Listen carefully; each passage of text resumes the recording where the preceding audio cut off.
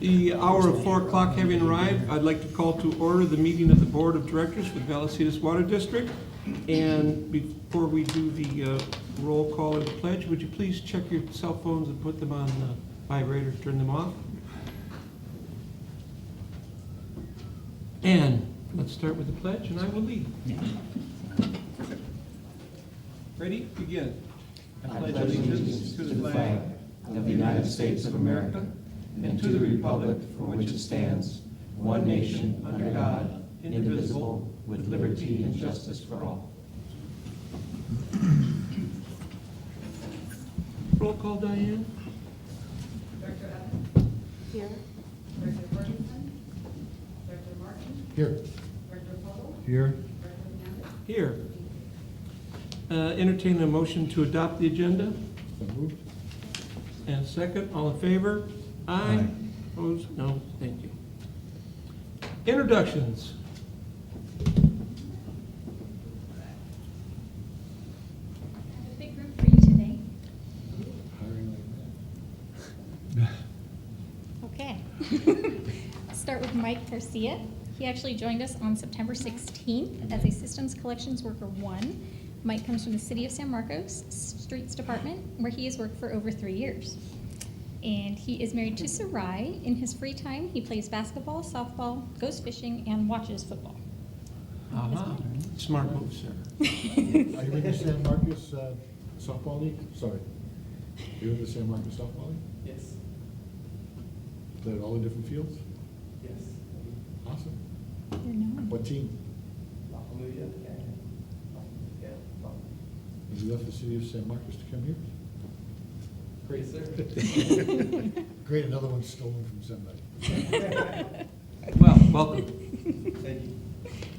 And after that, David Saavedra, he started on the same day, also as a Systems Collections Worker 1. David comes from Olivenheim Municipal Water District, where he was working for the last 2 years. He's currently going to school at Palomar, but he does enjoy basketball and softball when he has the time. Welcome. We David. just toured, Go ahead. we just toured Levenheim, and you are glad to have you. You left a lovely district, but you were glad to have you. And if I may just add, Yes. general manager, while we were touring, was taking down the names of all the employees there and their telephone numbers. I think you'll have more friends coming over. Yeah. And David, are you starting a dynasty here at the Water District? This name is a little bit familiar, huh? Did you notice that, anybody else? Yeah, I think we have three or four at this point. Keep working on it. It's a slow process. Yeah. Welcome, welcome. Right. And last but certainly not least is Ivan Murguia. He actually works at Meadowlark. He joined the district on September 18th as a plant operator 1, and he joins us from Otay Water District, where he has worked for the last 2.5 years. Ivan is married to Jessica, and they have one son named Joseph. In his free time, he enjoys playing sports, particularly volleyball. He also goes camping and is learning American Sign Language. Very good. Welcome. These are our new employees. Well, Mike, what happened here? Didn't give you a budget for a uniform? You just have to, maybe you're making more money with your own clothes? He Yeah. cleaned up before coming. Oh, you clean, well, I get a little dirty. I see. Coming from the No, plant. not at our plant. No. Well, welcome all of you. Thank you very much.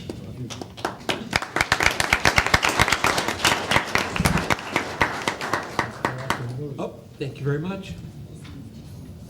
Okay. And we have some presentations. Yeah, Blake would please come forward, and Chair, if you'd come down, we have a presentation from Blake. Yes, absolutely. Blake is another one that we actually got from the city of Oceanside. He joined the district in March of 2012 as a plant operator 1.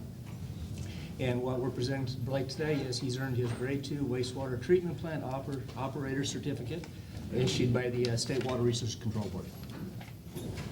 And Tori will get up here and take pictures, and if your family wants to take any, if they want to come up, they're welcome to as well. Jim. Certificate's right behind you. Oh, thank you. Just looking. Here you are, sir. Congratulations. Thank you. Wonderful. Troy? Family to move 8.5 by 11. Thanks, Blake.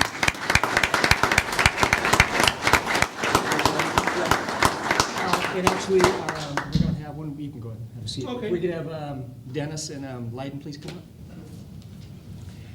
up. Part of what we do every year during the normal employee luncheon that we had a couple months ago, a safety award is issued.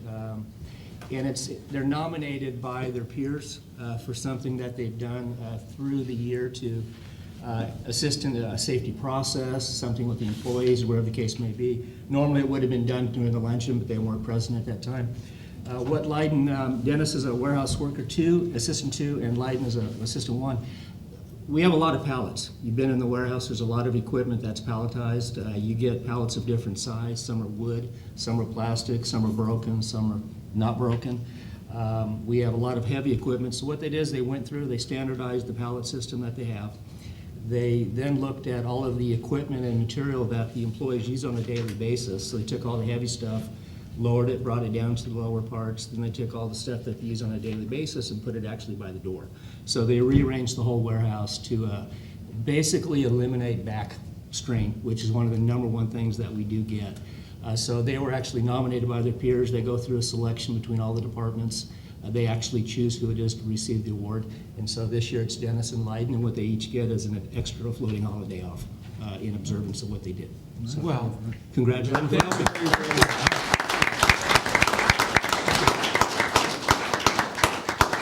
And thank you for your extra effort in thinking of how to make your jobs easier, to make our lives easier.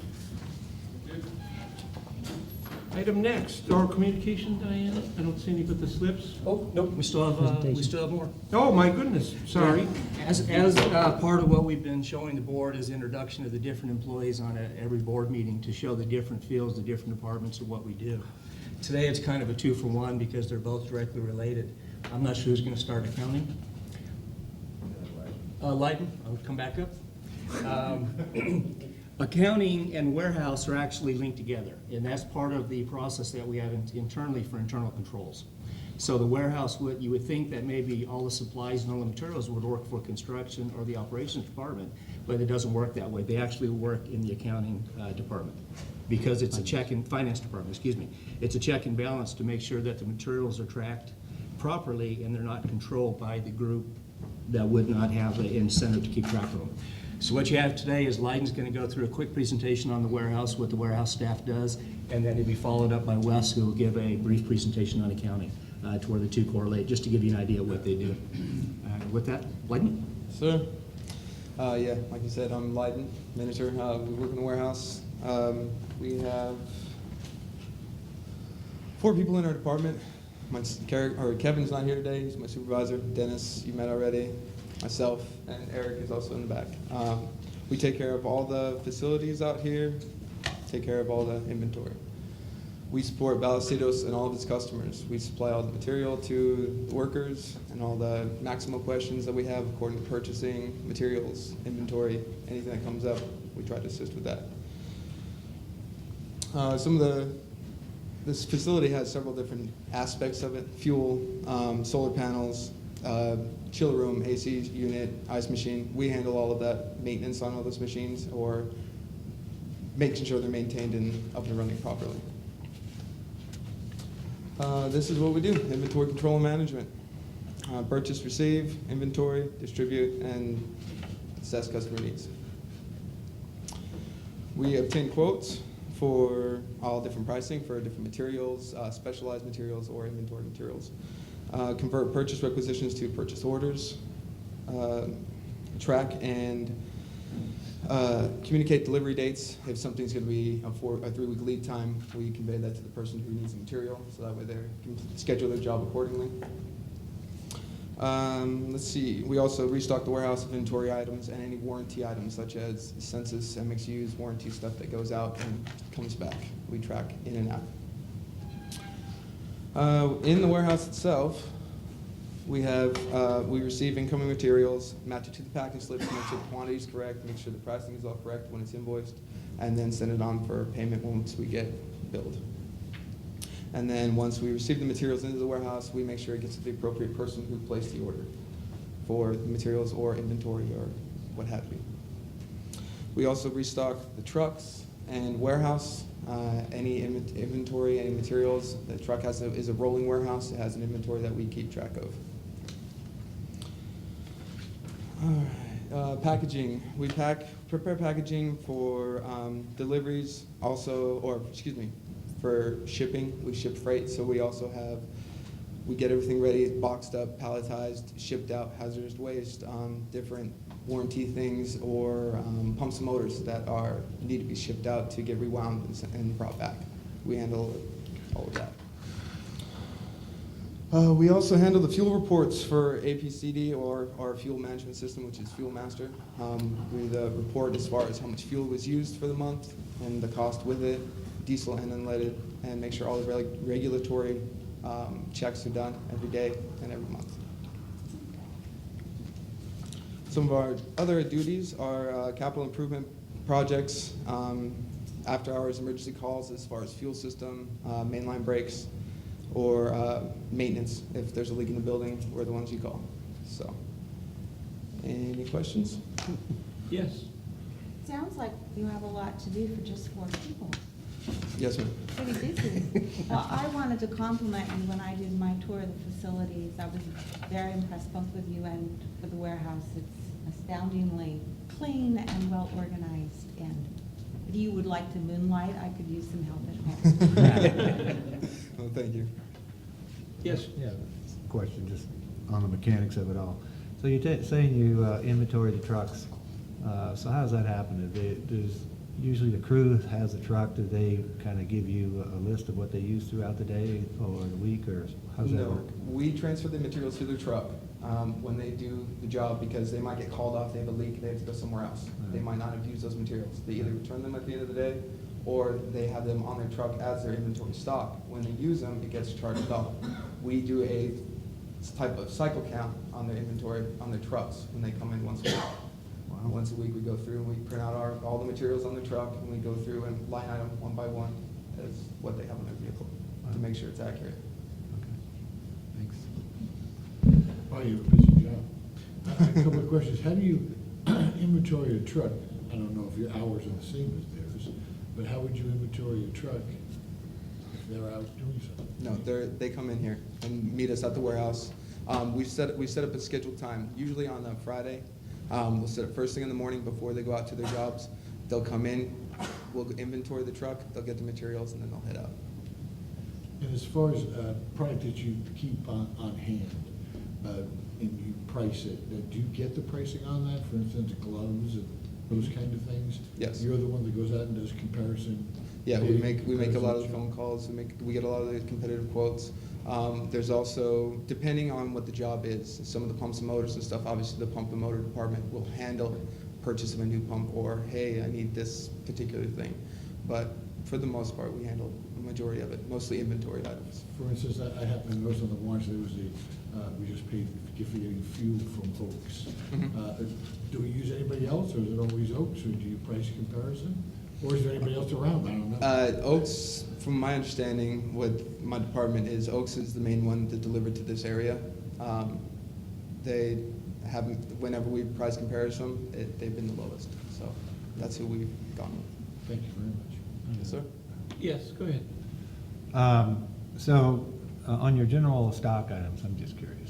On your general stock items, you usually do those quote pricings once a year and kind of do unit pricing, or is it something that you're doing throughout the year as your supplies dwindle? Yeah, we do it occasionally. It depends on how quickly the material moves. If it's something that we order a lot of and the pricing could change, such as brass or copper, that price will fluctuate from month to month, depending on what the cost is for that. So we do it, when we have a big order, we send it all out and get it all quoted. Wow. Okay. Thank you. The couple of questions that I have, when a purchase order or a project order comes in and you're putting the material together for that, whatever it is, do you have an idea that, this looks like the right amount of material for that particular job? Or can you identify, gee, why are they doing 200 pounds more of copper on this job than they have on the others? Yeah, for the most part, most of the jobs that they come in, especially for construction and inventoried items, we do have a rough estimate just from doing it every day and pulling the same parts. We do have an idea of what they're going to need per job. And the other one was, do we have any special consideration for people in our district who are producing products? Do they get a point or two if they're one way or the other? Oh, you mean local? Yeah. Local companies? Yes, we do try to stay with local companies because it's, you know, it's our city. Yeah. We supply the water and take away the sewer, may as well support them other ways. Terrific. Any other questions? Well, thank you very much. Yes? If I yes. might, you may recall the board adopted recently the purchase policy. Yes. Where we went through and we modified all the things. So that policy is what our Maximo system, which is the computerized maintenance management system that executes all the purchases and everything that they set up. It has all those triggers where if it's over 5,000, it has to get a second signature, has to have 3 quotes. If it's a local supplier, they use that, but those rules are all the basis for what they do. It goes right into the computer system and it actually follows that ordinance, that model. That's how it works. Well, terrific. Wonderful. Thank you very Thank you, much. Leighton. Thank you. Thank you. And part 2 of this is the other people that kind of, if you want to come on up, Wes, that takes care of the rest of the accounting department as far as following through. So Wes will walk you through this quick presentation. Good afternoon. Good afternoon. My name is Wes Owen. I'm the accounting supervisor here. Today I will be talking about accounting. I'd like to start by saying I feel fortunate because I get to talk about the most exciting subject. I know that you've all been waiting to hear about accounting. You learned that from Tom.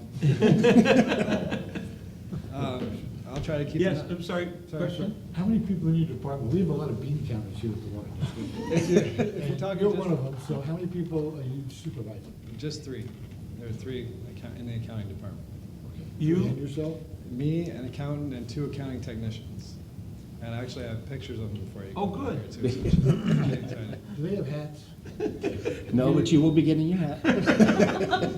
No, they have bean counters. Clickers. I think we should get hats, right? That'd be well, I'll try to keep the numbers to a minimum so I don't bore you too much today. But keep in mind the one number that I won't be talking about today, which is probably the most significant, is the number of cups of coffee it takes to do our jobs. So the major functions of the accounting department are cash receipts, accounts payable, accounts receivable, payroll, general ledger, and monthly reporting. The district receives about $190,000 every day through cash, check, and electronic payments. These payments are reconciled to the receiving system and they're posted to the general ledger. For accounts payable, we process about 4,600 invoices every year. And these invoices are paid by check or by wire. We issue about 200 to 250 checks every month. And most of our wires are done for water purchases, and that accounts for about $24.5 million. Accounts payable also does the annual 1099 reporting. Last year, we issued 81 1099s for $1,011,000. For accounts receivable, Yes. I'm sorry. A quick question. You might have another slide getting to it. I'm sorry. Sure. But on a percentage basis, how much do you receive in cash coming through the front door, people delivering money in cash, mailed, and electronically? What's the percentage breakdown? That's a good question. Cash, I'd say, I think the electronic is about, say we're $140,000 for the day, we'd probably get about a little more than half electronic, I think. Because we get, sometimes we'll get about 80,000 in checks and cash, and the rest will come through electronic. We also have ACH payments, which are automatic withdrawals from the customer's accounts. Those come through every Wednesday, and that's usually about $70,000 to $90,000 a week. And how much, I'm always amazed at the amount of people I see walking out of the front door to see our wonderful staff, but to pay their bill in person. Does that amount to very much? Like I said, I think it's about half. So the checks and the mail checks too have to be considered. So it might be it's less than half because the mail checks are in there as well. Thank you. So for accounts receivable, we reconcile the customer's account to the general ledger, and we issue invoices for reclaimed water sales and miscellaneous billing, such as when fire hydrants are hit. Oh, and the picture you might recognize is our new accounting technician, Fabiola Real. She handles all the cash receipts, AP and AR. And this is the other 2 staff, Sally and Debbie. Sally actually handles the payroll. Debbie's just there because they make a good team. We caught them together like they frequently are.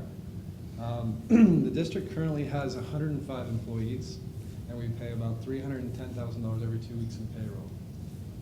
Payroll's processed through time cards, and we process about 2,730 time cards every year. Payroll also does the PERS payments and the 457 payments. We prepare the quarterly payroll taxes.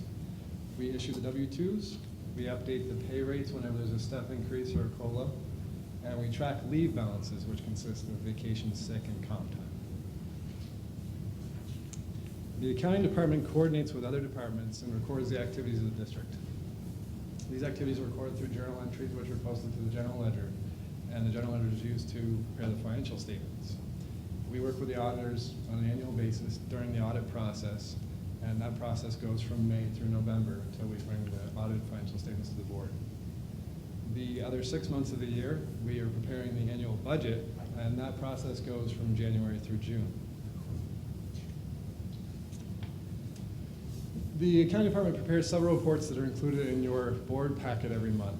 Some of these reports are the revenue and expense report, which is prepared for water and sewer, the reserve report, which details the sources and uses of the reserves. We prepare the warrants list, the investment report, the meter count report, and the water production sales report, all of which you've seen before. And that concludes my presentation. I hope it was quick and painless. And if you have any questions, I'll take them now. Questions? I do have a couple. Sure. Trying to incentivize more electronic payments. Are we in any way trying to do that?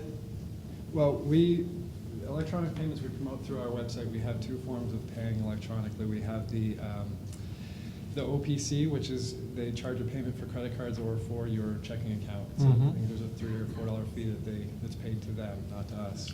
We also have the InfoSend, which is done online. You can enroll and it sets up your account so you can see your balance and everything, and you can pay using your checking account.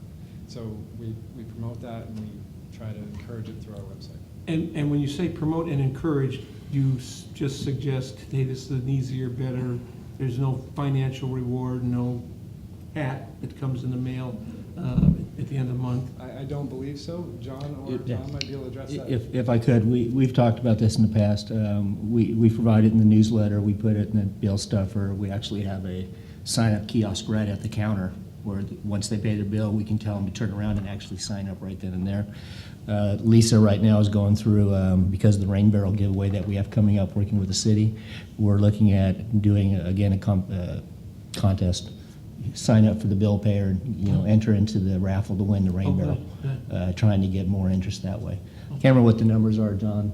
Probably if you could let them know how many people at this point we have signed up. We've gotten quite a few people, but we continue to work at it. Yeah, very good. Yeah, roughly, I think at last count for electronic paperless, we were at about 3,800, between 36 and 3,800 100? customers. Yeah. And we have 20,000. 21,000. Yeah. Yeah. Okay, well, there's some work to be done. Yeah. All right. We're And the we're getting there, but Yeah. it's a slow process. And the, But correctly, electronically, obviously, there's a lot of money to be saved if we got more people to do it that way, and if we gave incentives, better incentives to make that happen. yeah, okay, well, we'll put that on our list. And then the other thing is, I used to be the guy that had to do time cards, and I gotta believe that it must be all computerized now, everything is going everywhere, just hit a button and bingo. Yeah. Everybody, we all enter our time through Maximo, the Maximo system. We do print out the time cards and give them to Sally, and then Sally reviews them and checks into the system and makes sure everything looks good. Oh, good. But it is done through the Maximo system. Any other questions? Thank you for a wonderful, brief accounting presentation. Thank you, Russ.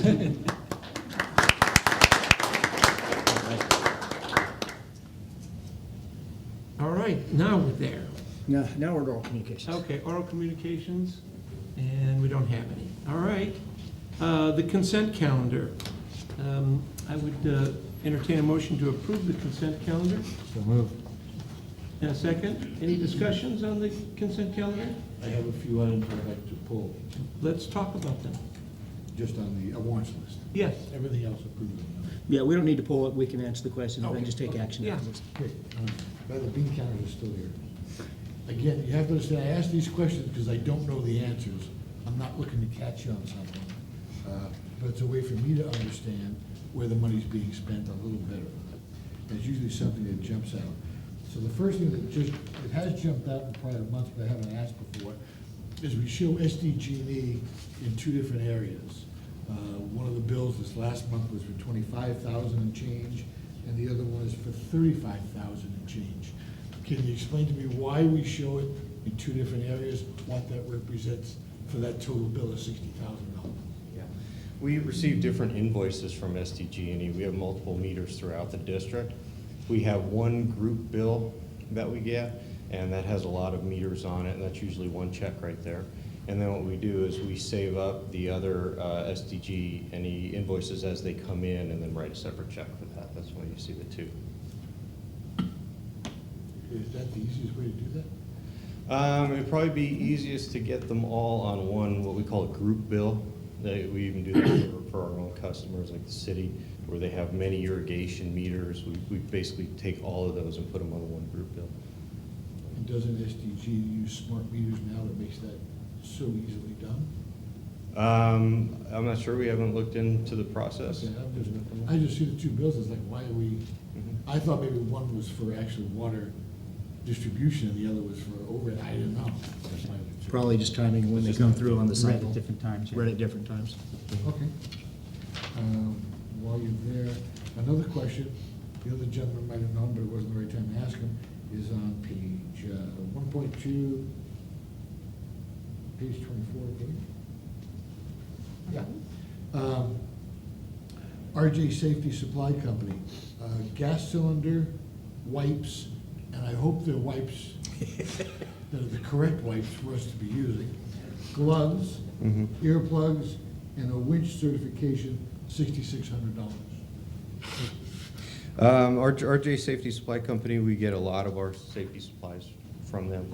And what exactly the winch certification is on that, I'm unsure. What we have is, we have a series of, if you've ever seen a worker go into a manhole, if you've seen the demonstrations, each one of those have winches. We have various cranes throughout the district. Every year, we have to certify the operation of the winches.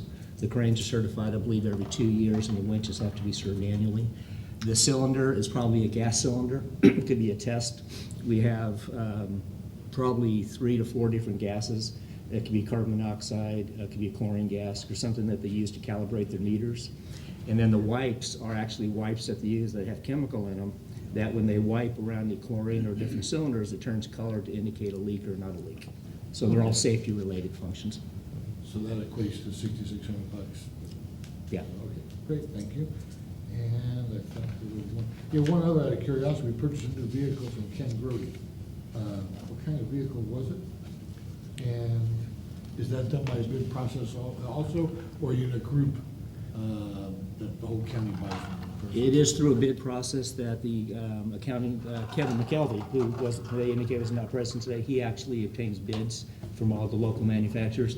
And so it would have been most likely a replacement vehicle that would have been in the budget this year. And then the outgoing vehicle, what happens to that? In all reality, we've tried to look at auctioning those and selling those, and the amount of time and effort that goes into trying to do that usually results in very little benefit. So what we do is we actually request them to give us a price to trade it in, and we just let them take it. Then what that also does is it gets us off the hook for having to worry about emissions issues of selling it for future down the road. Is that always what we do? We Yeah. always trade in the vehicle? We tried years ago to go through the sale process to declare them surplus. We couldn't even get anybody to bid on them. So we actually just quit doing it. Now we just do it as part of the trade-in. Good, thank you, that's all the questions I have. Okay, thank you. Very good. Move to approve unless anybody else has. Yep. And we have a motion and a second. All in favor? Aye. Opposed? Very good. Now on to the action item 2.1, water, wastewater service and pump service rate ordinance. I'll have Tom go through a quick rundown to just bring you up to speed on the last 3 months' worth of activities. But basically, what you have before you today are 3 ordinances, kind of summarizing and bringing for the board for approval what we've gone through over the last 3 months. And I'll have Tom walk you through the basic components.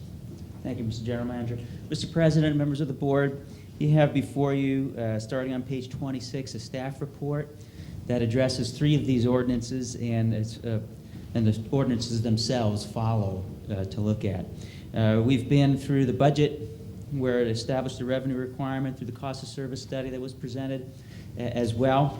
And then alternative rates. The 218 notice and alternative rates to that 218 notice have all been presented. Last time we met was September 18th, and we had the public hearing where we heard public comment on these ordinances and or the rate alternatives as well.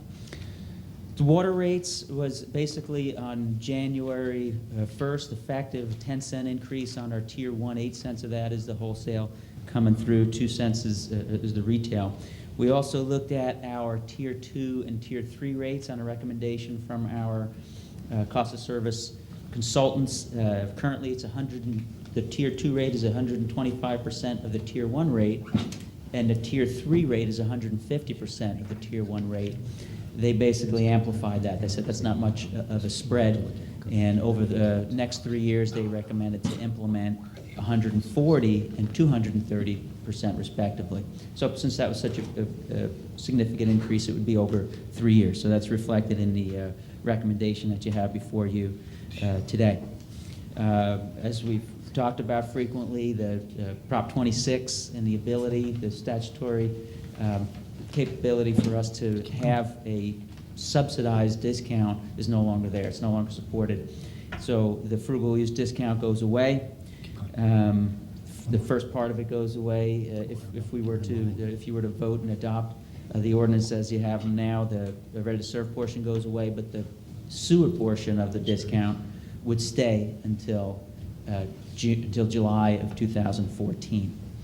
On page 27 of the staff report, we look at an alternative rate schedule to say, well, what can we do to mitigate the adverse impact of the frugal going away? And what's been recommended to you is a 4-tier structure rather than a 3, where we carved out a lower tier of 5 units. And what's different now is that 5 units, every ratepayer benefits from that 5 units, and the recommendation is to set that at the cost of water, which is currently $2, or for 2014, it's $2.52 a unit. So everybody benefits from that lower rate, but the rates for Tier 2, 3, and 4 would be a little higher than they were in the 218 notice. So that was an alternative that was discussed and recommended.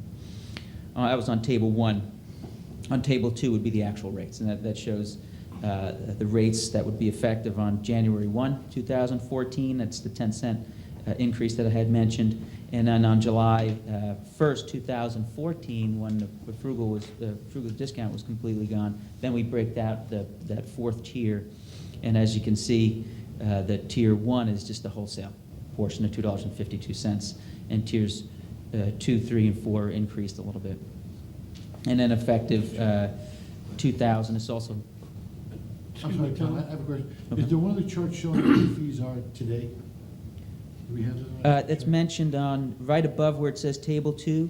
The fees today are, Tier 1 is $3.31, Tier 2 is $4.13, and Tier 3 is $4.96, right above there. And what's the unit spread on those 3 tiers today? It's the same as, there's no change in that. If you look at Table 1, just imagine combining Tier 1 and Tier 2. Now that's our Tier 1 today. Okay. So 17, for a 5/8 inch meter or a 3/4 inch meter, 17 units encompasses Tier 1. And that's about 110% of the average use for that meter size. And all of them are about that. More than 100% of the average use is consumed in Tier 1 currently. Thank you very much. Thank Yes. you. And then part of the ordinance you have is also for calendar year 2015. So all the way to the right, you see the recommendation for 2015. Ready to serve is on Table 3. Again, we looked at alternative rate structures to the ready to serve, and this reflects that recommendation in there, where the bigger meters stay the same and the 5/8 inch goes up about $2.13. Director Evans? If I may, on the pump zone charges, I'm one step ahead of you on that. I Yes, think. you are. But Yeah. but I had a question on the prior one, on the projected estimates that are coming up, that we're guessing for 2015 and 2016. Those are just projected estimates, but they could vary at the wholesale cost of water. Correct. We took a number as an assumption. We're assuming about a 14-cent a unit wholesale increase. If that's significantly different, then we'll change that. Okay. We have in our ordinance pass-through I remembered automatic reading it, cost. but I couldn't think what it was. So we had it at 14 cents. 14 cents is the estimate for Thank you. the wholesale. And when you get to pump zones, I have another. Okay. Director Martin. In your terminology, what's significant? Significant would, well, first of all, we'd have to do the revenue requirement. When we look, we don't know what significant is until we prepare the revenue requirement when we do the budget for the following year. So we have to reassess and see. If we have, if our expenses are less than what we thought they would be, and it comes in at 2 cents or 3 cents or 4 cents more, we'd probably just eat that. You know, we'd probably So just put it through. that's the range. Yeah, it really you really can't answer that until you do that revenue requirement and see. It's relative. It's an interesting thing, because you say if it's 10%, well, you're talking about 10% of 14 cents. So you're talking 1.4 cents. So it's not really a percentage that we can say that we have a range. It's more of, but it'll be part of the budget process. It starts in January anyway. So by the time we get there, the board will know what that significance is. Thank you. In, where was it? Okay, so on table 3, in the bottom of page 27, is the ready to serve. It would be the ready to serves. And same thing, issue with that, with the wholesale. There's an estimate for 2014-15 and 2015-16 for that. But that's what we anticipate the rates to be. The 5/8 inch meter, most of our meters are 5/8 inch meter, and the estimate is $2.13 a monthly increase in each year. On the next page, the sewer service rates. As you know, we adopted a rate ordinance on June 5th for this fiscal year that we're in now, 2013-14, and that was no increase. We kept the rates the same in 13-14, and then $1.54 a month increase for years 2014-15 and 15-16 is what's being recommended here under the current methodology that we set rates. And as you know from the cost of service study, we'll be looking at alternative rates too and reporting back to you based on recommendations from our cost of service study consultants.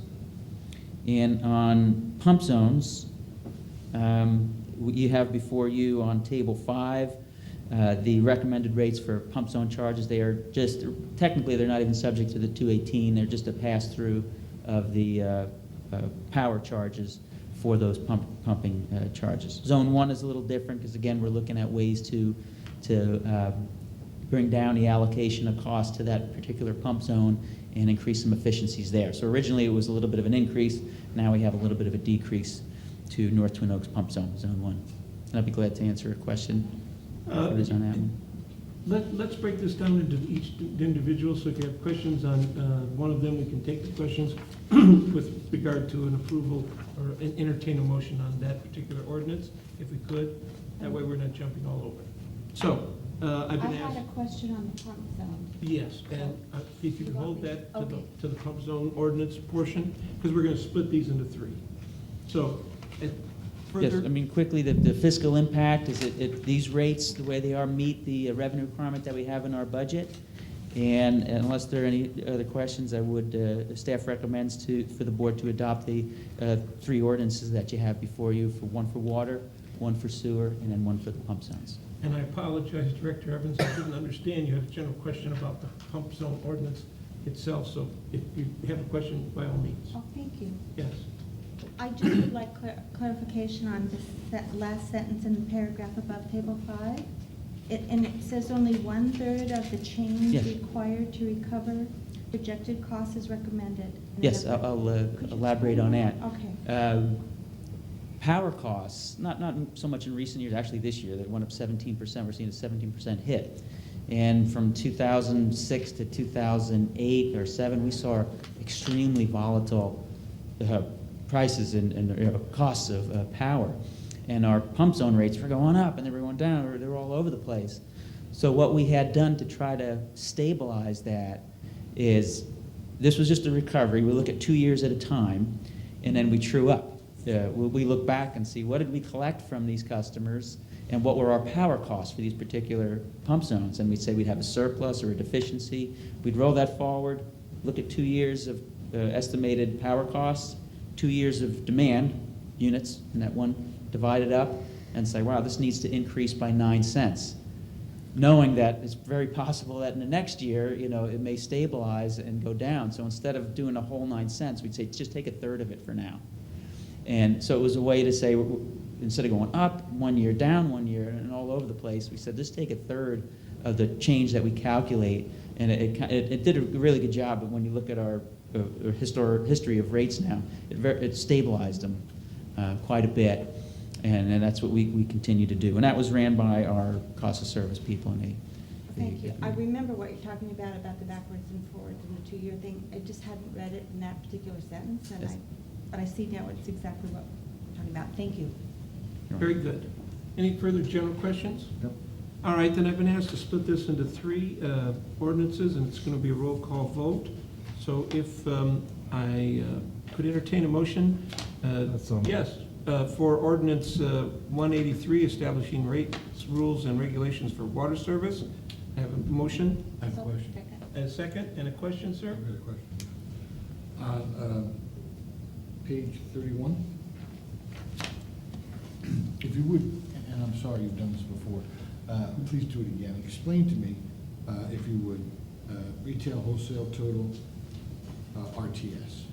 Yes. There are 3 different charges there, 3 different types of charges. Yeah. Just encapsulate what those charges are for, starting with the wholesale, what it costs us, the retail, what that markup is and where that money goes, and then the RTS, where that money comes from, where that money goes. Absolutely. It's actually the ready-to-serve charge, broken up into what we pass through from our wholesaler and our retailer. So it's the ready-to-serve represents our fixed costs, a good portion of our fixed costs to maintain those meters, to maintain service.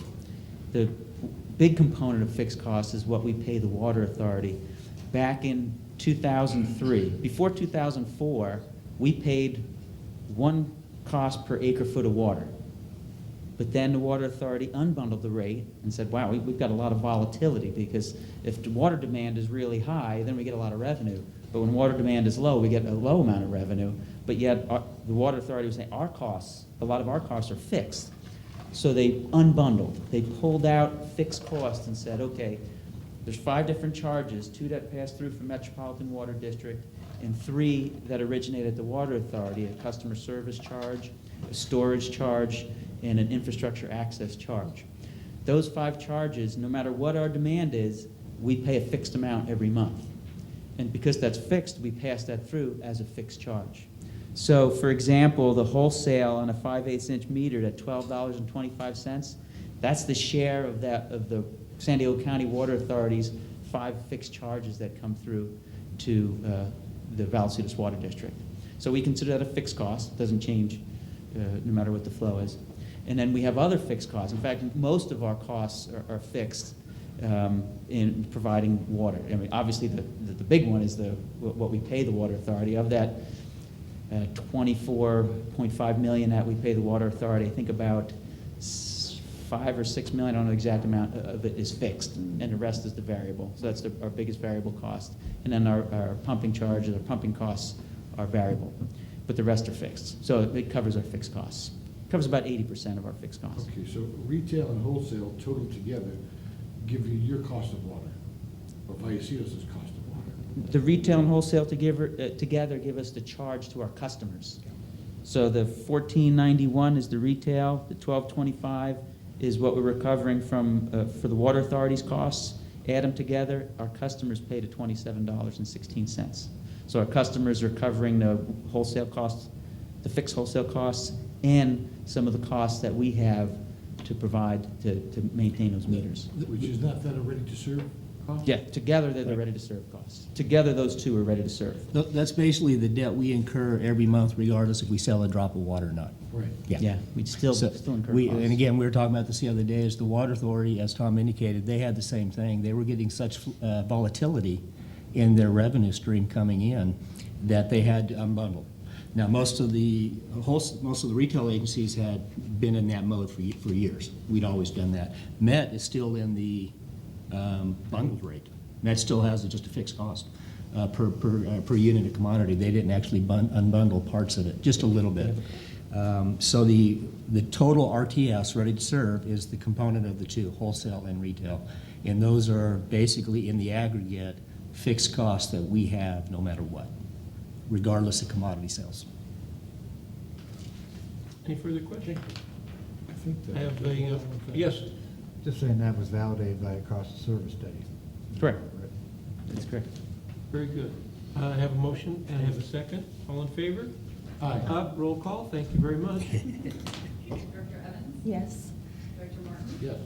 Director Polo? Yes. Director Hernandez? Yes. Item next is ordinance 184. So moved. I have a motion and a second. Any questions? Take your time, sir. Any staff report? Staying the same, right? It was part of the staff report we had just gave. The staff report covered all three of these ordinances. Yeah, the sewer rates that he actually just spoke about, that's what is actually in the ordinance. No more questions? I have a motion and a second. Roll call, please. Director Evans? Yes. Director Martin? Yes. Director Polo? Yes. Director Hernandez? Yes. And ordinance 185. Entertain a motion So moved. and a second from Director Podel. Any questions? Roll call vote, please. Director Evans? Yes. Director Martin? Yes. Director Polo? Yes. Director Hernandez? Yes. Thank you, Tom, Great, very thank you. much. Thank you very much. Thank you. Item 2.2, the rules, regulations, and miscellaneous fees for water and wastewater ordinance. Seeing as how Tom is already at the lectern, I'll let him stay up there. You may recall through the cost of service study, there were multiple components that compromised the cost of service study. What you have before, and Tom will walk through this a little bit, is the miscellaneous fees for water and wastewater service.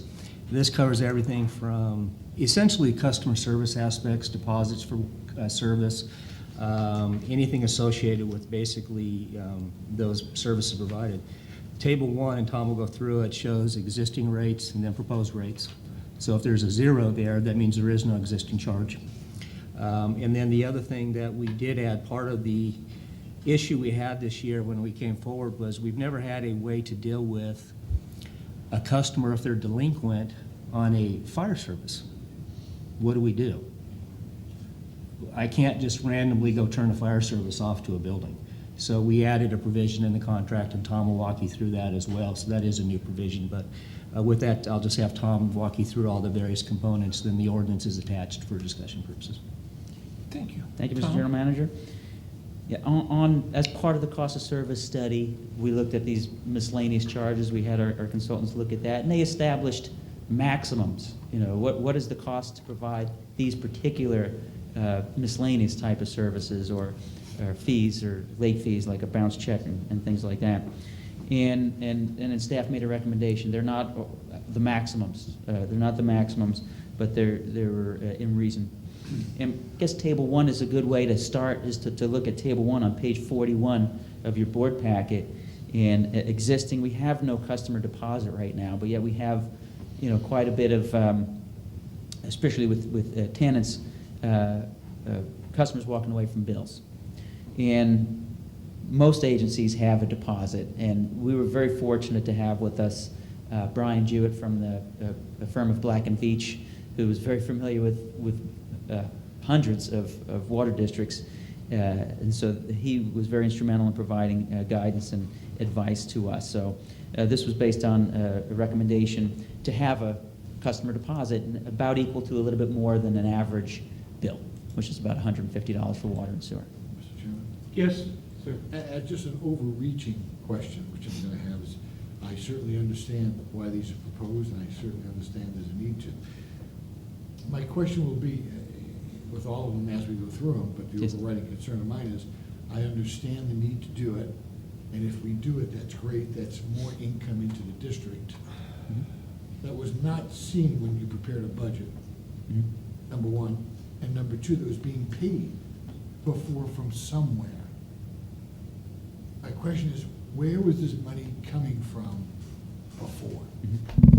Actually, our budget, I wish I had a budget with me, but on our budget, we did have our operating revenues that covered our operating expenses. We do have miscellaneous revenues of about $600,000, and a lot of it's from these fees. So we do have a budget for these fees. This kind of changed. Some of them went down, some of them went up, so it's not new revenue. The deposit, for example, isn't revenue because it's refundable. So we wouldn't reflect that in an operating budget. And some of these things are like that. A lot of them are just simply recovery of cost, kind of like the overhead charge was. Yeah, we already budgeted for overhead. We just changed the rate too. And actually, we anticipated for future years, we did a projection that 75% would increase. And this is similar. So there are provisions in our budget for it. It's not new money. Essentially, the rest of the ratepayers are picking up the difference. Yeah. So that's, again, it goes to the cost of service study. As we, like the one example, I think, I don't have the current numbers, Tom might have it, but when we did the presentation on the cost of service, I had to believe a 3-month period finance had pulled together. Out of the delinquencies that we couldn't recover on water bills because of rentals, people skipping town basically, 67% was from rentals. And that was to the tune of, I want to say it was almost $77,000 for those 3 months. 80,000. Okay, and that's money we just can't recover. We turn it over to a collection agency, but when you put it in the hierarchy of a collection agency, chasing somebody down across 4 states for a $73 water bill that they get a certain percentage of, not a high priority. So that was part of one of the many expenses that it has to be paid because we have to buy the water. That's the biggest trick here is we spend $23 million a year in water. We have to pay that bill no matter what. If we don't collect it, the rest of the ratepayers have to pick up the difference. And that, I think that's the point I'm trying to get to, is in the past, this was being leveled out by all the ratepayers were paying for this. Correct. Yeah. So the Now goal. What we're trying to do is just collect what's due from the person that uses it. That, absolutely. Which I don't have I just. Absolutely. So now, you would think that somehow it would offset a rate in the future for those people that have been Yeah. paying. Theoretically, yes. Hopefully, yeah. Theoretically. Theoretically, so if we're actually losing, if we're losing 100,000 a year in water sales, and we can collect 73,000 of it, Right. so then we're only down 27,000. So next year, the rate, instead of being 11-cent increase, it might be 10. Okay. So but again, it's something it's a rolling thing that it doesn't show now. You pick it up in subsequent years. When we get that history, then we'd be Yeah. projecting with that history, and that would be hopefully favorable for future years. Makes sense. Director Evans? Thank you, Chairman Hernandez. Would you like us to do a line item question, or do you want him to present this whole table? As this is just one ordinance, we can just open it up now and see if we can. You're going line item, aren't you, Thomas? I can address some of the highlights and answer questions as I go. It's a pretty simple question. Yeah. It's particularly on the new customer deposit. My Yeah. questions just were going to be, how does this deposit compare over the districts in our region, if we have that comparison? And then I wanted to know, how long would we hold the deposit, and where is it held while it's a deposit? Is it bearing interest at the minimal interest rates, or how much? Okay. 3. The deposit is held for an owner, not a tenant. For an owner, it's held for a year. For a year. Yeah, and if there's a good payment record, it's returned. Mm-hmm. For a tenant, it's held until the service is changed. So when a person terminates service with us, boom, they'll get the deposit back if they have no balance due. Your other question, when we receive the money, a lot of times you see a financial report and you see the different funds that we have. It's really all in our investment portfolio, it's in our cash funds, and it's accounted for and allocated. So this deposit in accounting becomes a liability for us. So we keep track of it as a liability so that we know when we do have to return a deposit, then we reduce the liability and give the cash back. So it's well accounted for. It's an investment. It could be making a little bit of money. Correct. But we keep that money. It doesn't go back to the. That's right. It's it's just a $150 deposit that they would get back Okay. too. Yeah. And the other one was, did we do comparisons with Yes. it? We did. Yeah, and this compares very closely to what some of the other, some of them are some of them are higher, some of them are lower. So we did a pretty thorough survey. A lot of surveys out there that were actually easy to get the information for, and it's right in line. Thank you. Yes, Director I Martin? have a question on new customer deposit, which, if we're losing money there, I certainly understand the need to have a deposit, I assume. And all the other agencies in San Diego do this?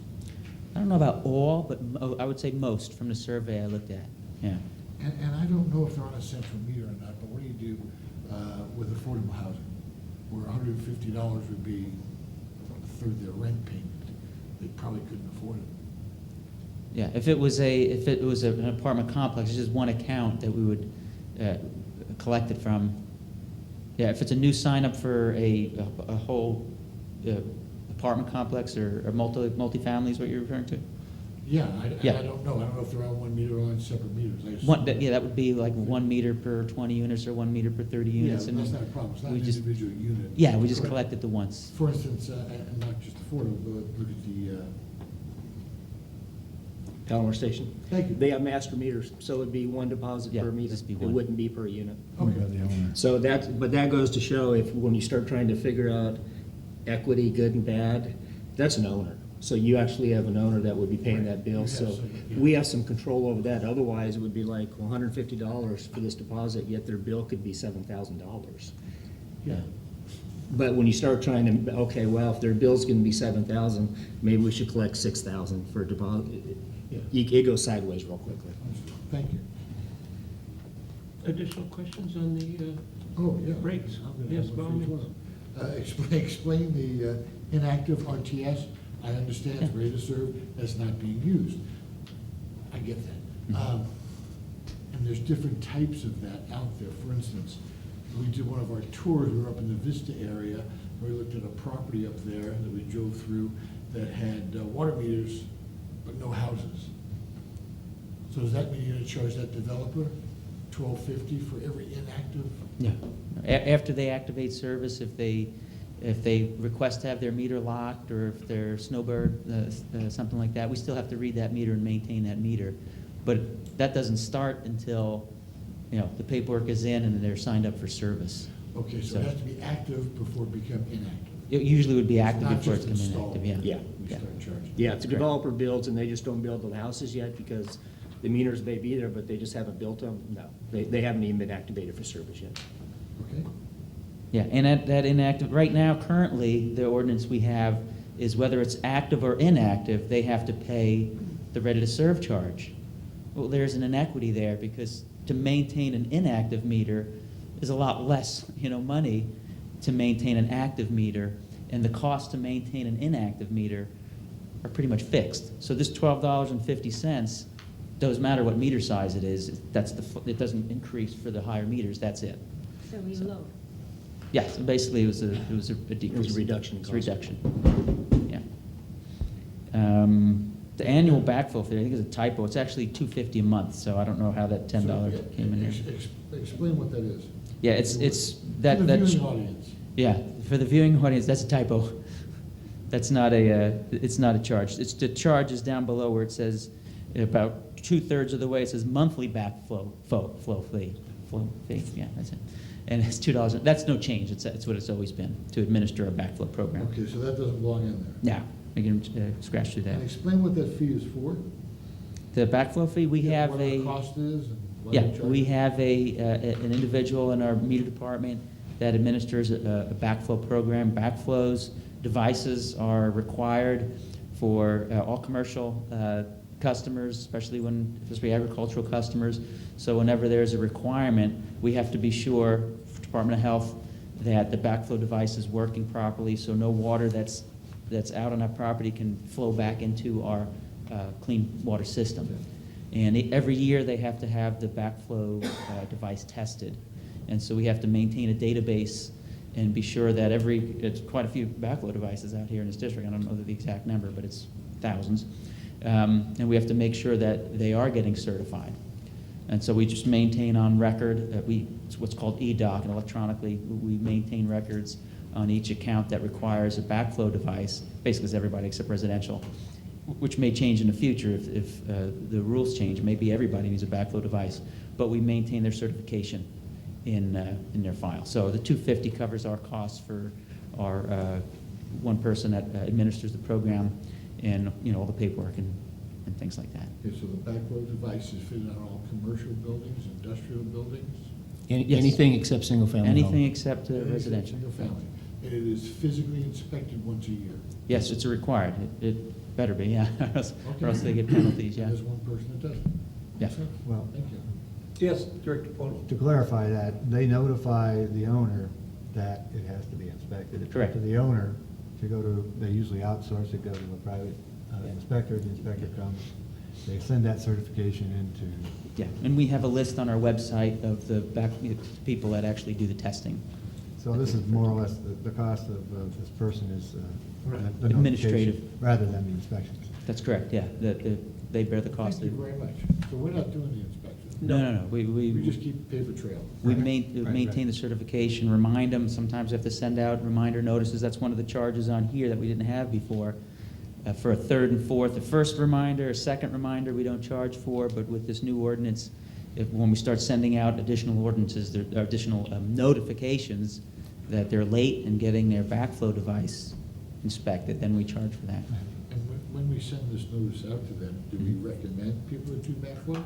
No, we can't make a recommendation, we can only give them the list. So we have a list of certified plumbers, plumbers that are certified to do the backflow inspections. It's right online. It's on our website too, and we provide that list to the owner. And how many backflows do we administer, keep a paper trail of? I'm not sure. I'm gonna It's say thousands. there's couple probably around thousand? 3,000, 3,000 maybe? give or take.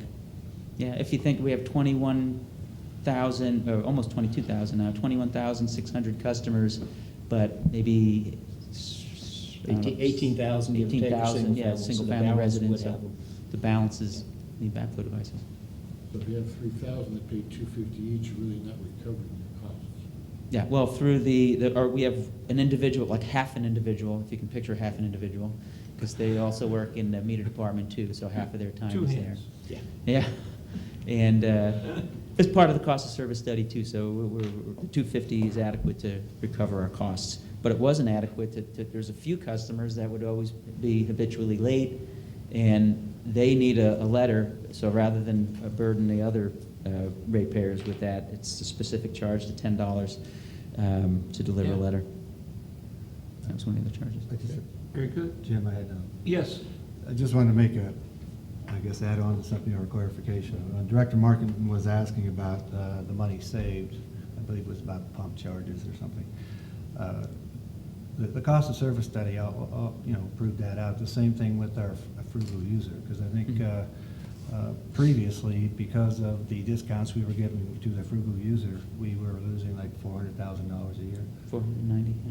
Okay, thank you. And to this cost of service study, it determined how we could spread that out without burdening everybody. Yeah, correct. They did not include that Let's just say per 490. so- played the same. Yeah, these rates that they recommended were not with a frugal use discount. They covered our Right. expenses without the frugal Right. discount. That's correct. further questions on the miscellaneous fees? Next line, Next one? new customer sign-up fee Yes. for the right to do business with Vallecitos, $10. Mhm. Yeah, the actual cost of service that was done, again, this is a common charge. Maybe not every district has it, but it's a pretty common charge. And the time it takes to sign up a customer. The actual cost of service that the Black and Veatch determined was $145. And all these charges that they have in their study, and you have the study, were maximums. And we looked at 145 as that's probably not, welcome to the Vallecitos Water District. $145 will sign you up for service. So we did maintain at least a nominal fee, so it's not 100% covered according to the cost of service study. But it is, we also have customers that will try to sign up for service under another name when they're delinquent on one account, and it's only $10, but it still may be somewhat of a deterrent from a customer trying to circumvent the system and leave us with their bill. We have roommates that'll come in and sign up for new service once they get their shut-off notice. Mhm. Roommates, And then family once members. that one goes for the next month with no payment, they'll have the next roommate come in and sign up for service. And it's an accumulative thing, so it's partly just a disincentive to Yeah. help control some of that cost. And I understand trying to stop the scofflaws, but at everyone else's expense. I don't know. To me, thank you for coming to Vallecitos, give me $10. If you want water from anywhere, you have to get it from me, so I can tell you any amount I want to tell you. That's what that $10 says to me. Actually, from the cost of service, we can set, and the recommendation was you can't go over these maximums. So theoretically, we could go up to, because of Prop 26 and Prop 218, costs, even though these aren't related. We can go all the way up to 145 and justify, these are the costs behind signing up a person for service, a new account for service. And that, like you said, I mean, that's, welcome to Vallecitos, $145, so we dropped that. A lot of these are not the maximums that are in the cost of service study that we had, but they're more of something reasonable, And staff is recommending these to us. That's correct. Yeah, the board has That's all this is, discretion. a recommendation That's to correct. us. Mhm. The board makes a decision on, Absolutely. Yeah. The board can say, the board can choose, no, we just don't want to charge it. Yeah, they can scratch that one, and that would not be part of the ordinance. Absolutely. That's If an if easy that change. came down to that plus one or two other, you can say you want to move the ordinance with the recommendations. However, without that, that would be the motion on the ordinance, and if that was the action the board took, we just take it out of the ordinance. Yeah, and that's why this is presented to you too, kind of like a menu almost, if you will. But these are the recommendations that are in the current draft you have for ordinance 186.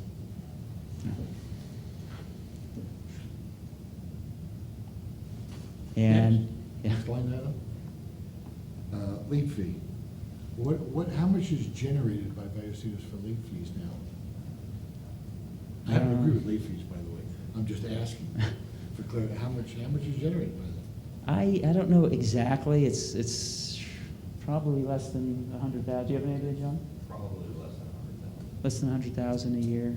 It's gotta be, yeah, it's gotta be quite a bit less than 100,000 when it. And I assume the late fee helps offset the deadbeats that you never collect from? Is that a thought process even? Yeah, it's more of again, a deterrent. I mean, there's definitely a cost of service there, and I believe there's a cap on it, actually. So if there's a bill for $10,000, we're not gonna collect $1,000 for a late fee. There's something, I think it's a $78 or $80. $78. Not, $78, not to exceed 78, because that cost just didn't support that, the cost saw that, behind so- assessing that. Yeah. Okay. Lock-off notice. Jim. Yeah, Director Just Fodor? on the late fee. I know when I get an invoice, I'm looking to see if there's a penalty for not paying it on time. Oh, no, I don't disagree with it. Yeah. I'm just wondering what it generates and what, late fees are late fees, everybody charges them. I will have questions coming up on how we've shortened the late fee time, if that kicks that clock off quicker, but that's coming up yet. Hmm? Lock-off notice. Explain to me what that is. Yeah, we give a courtesy notice 48 hours before you're scheduled to lock your meter. We provide a door hanger. And So that's the cost of physically having someone drive out there and put a door hanger on. door hanger itself, the driving time, yeah. And do you feel that's enough? Yeah, that's what, I'm trying to think, let's see, what is it? It might have been a little bit more in the actual cost of service study, but that's what we're recommending. There were some that when we actually look at it, again, like just, I can't remember what the number of notices that we do per cycle, but it was a pretty significant number every billing cycle. We have 16 cycles through the year. It was a couple hundred per cycle. Yeah, it's not always like that. It's Yeah. kind of depends on the economy, really. But it's been a lot lately. And that lock-off notice goes out after how many days of, the bill is due upon receipt? Yeah. Is that my understanding? That's right. So when you. Currently, mail it that goes out, with the ordinance we have now and the procedures we do now, about 41 days.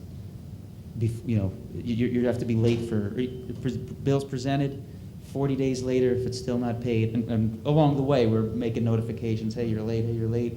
But if you hit 40 or 41 days, then we say, we're gonna lock your meter in a couple of days. So I go out to my mailbox on October 1st and I pull out my water bill. Yeah, That is due and payable upon receipt, upon receipt. yes. So from that day, would you figure as a day or two for the post office? I don't know. Yeah, from that day, maybe 30, I'm not sure if we actually put the date, the mail date's probably on the bill.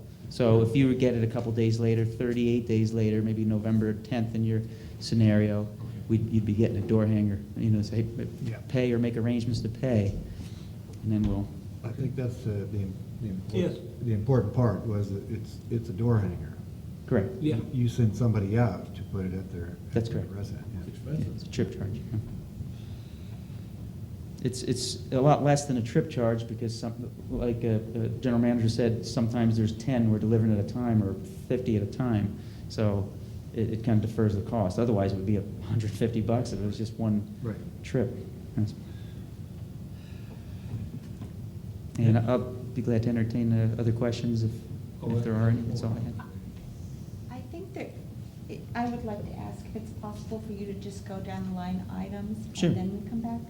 Yeah, absolutely. I mean, I think we're all gonna have questions, but you may already get the gist of where the questions will be. Okay. If that's all it would be. Yeah, we're at the lock-off notice. The lock-unlock fee is one fee, it's $150, because if we lock a meter, we're gonna have to go back and unlock it, so we charge that at one time.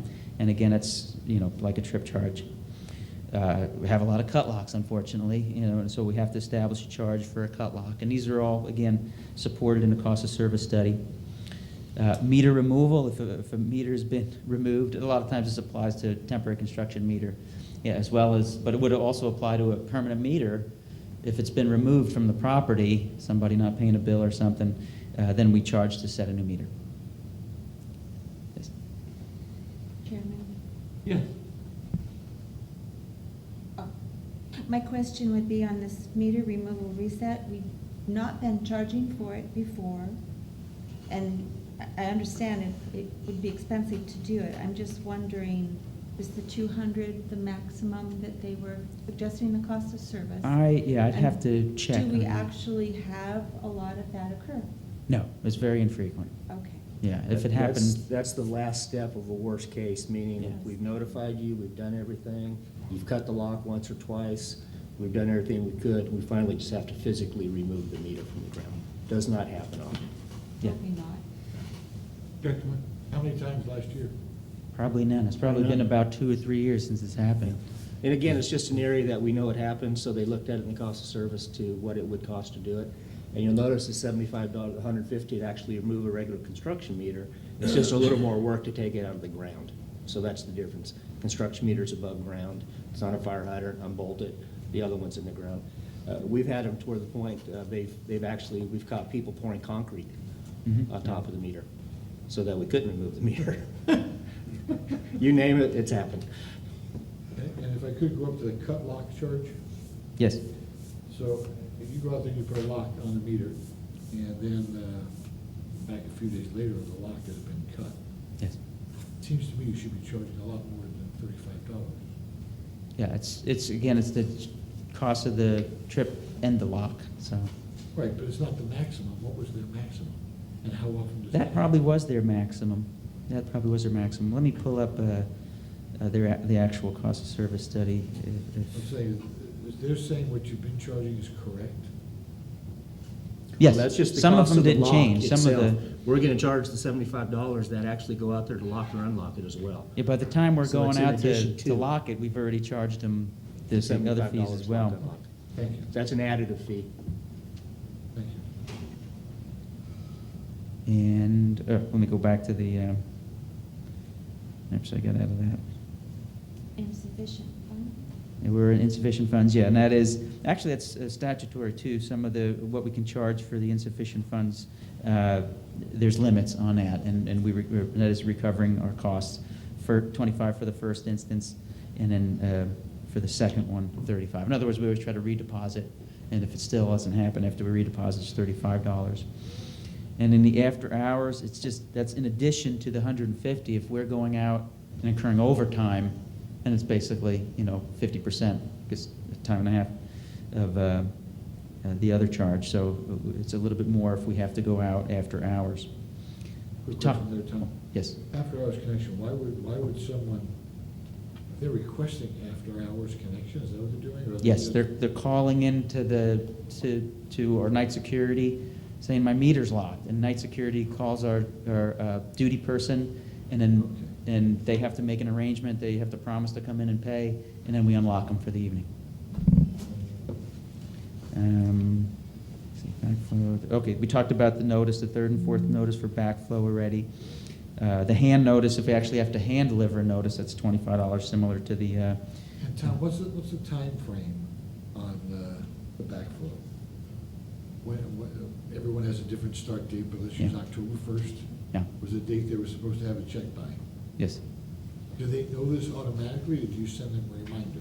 Did we send them a reminder? That's what those letters are. They get Okay. two letters first to remind them. Okay. And if you look at the ordinance, the draft ordinance, it refers back to the timing for just a regular bill. So it kind of follows the timing for a regular bill when that's late and such.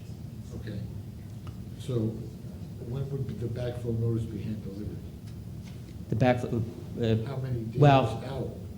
about, the way the ordinance is written now, 30 days, about 30 days.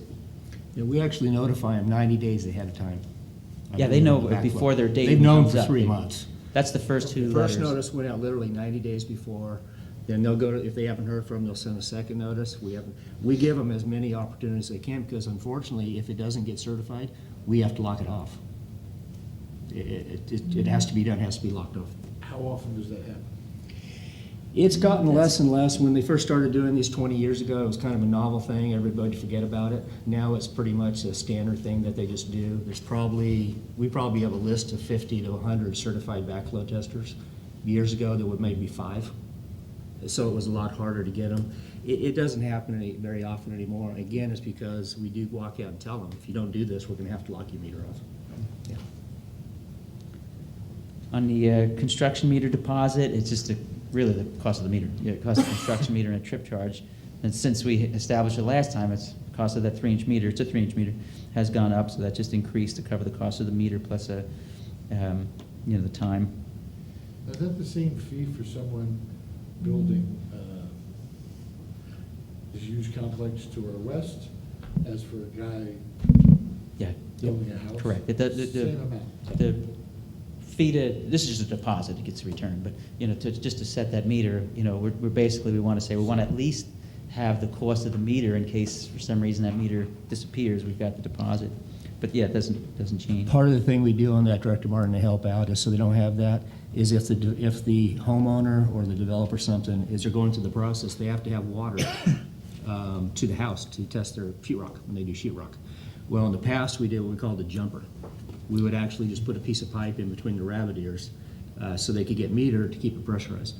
That practice ended years and years and years ago. So what we'll allow them to do, including a homeowner, is if they buy their meter and put it in, it gets put in and coded into the system as under construction. So they actually use their permanent meter as a construction meter. That way, we're giving them water, we can track the water use, but we haven't established service. Because once we establish service, it's a lot harder to terminate. When it's under UC or under construction, it's still just considered a construction meter. Then we don't have to charge that for every single one of them. Yeah.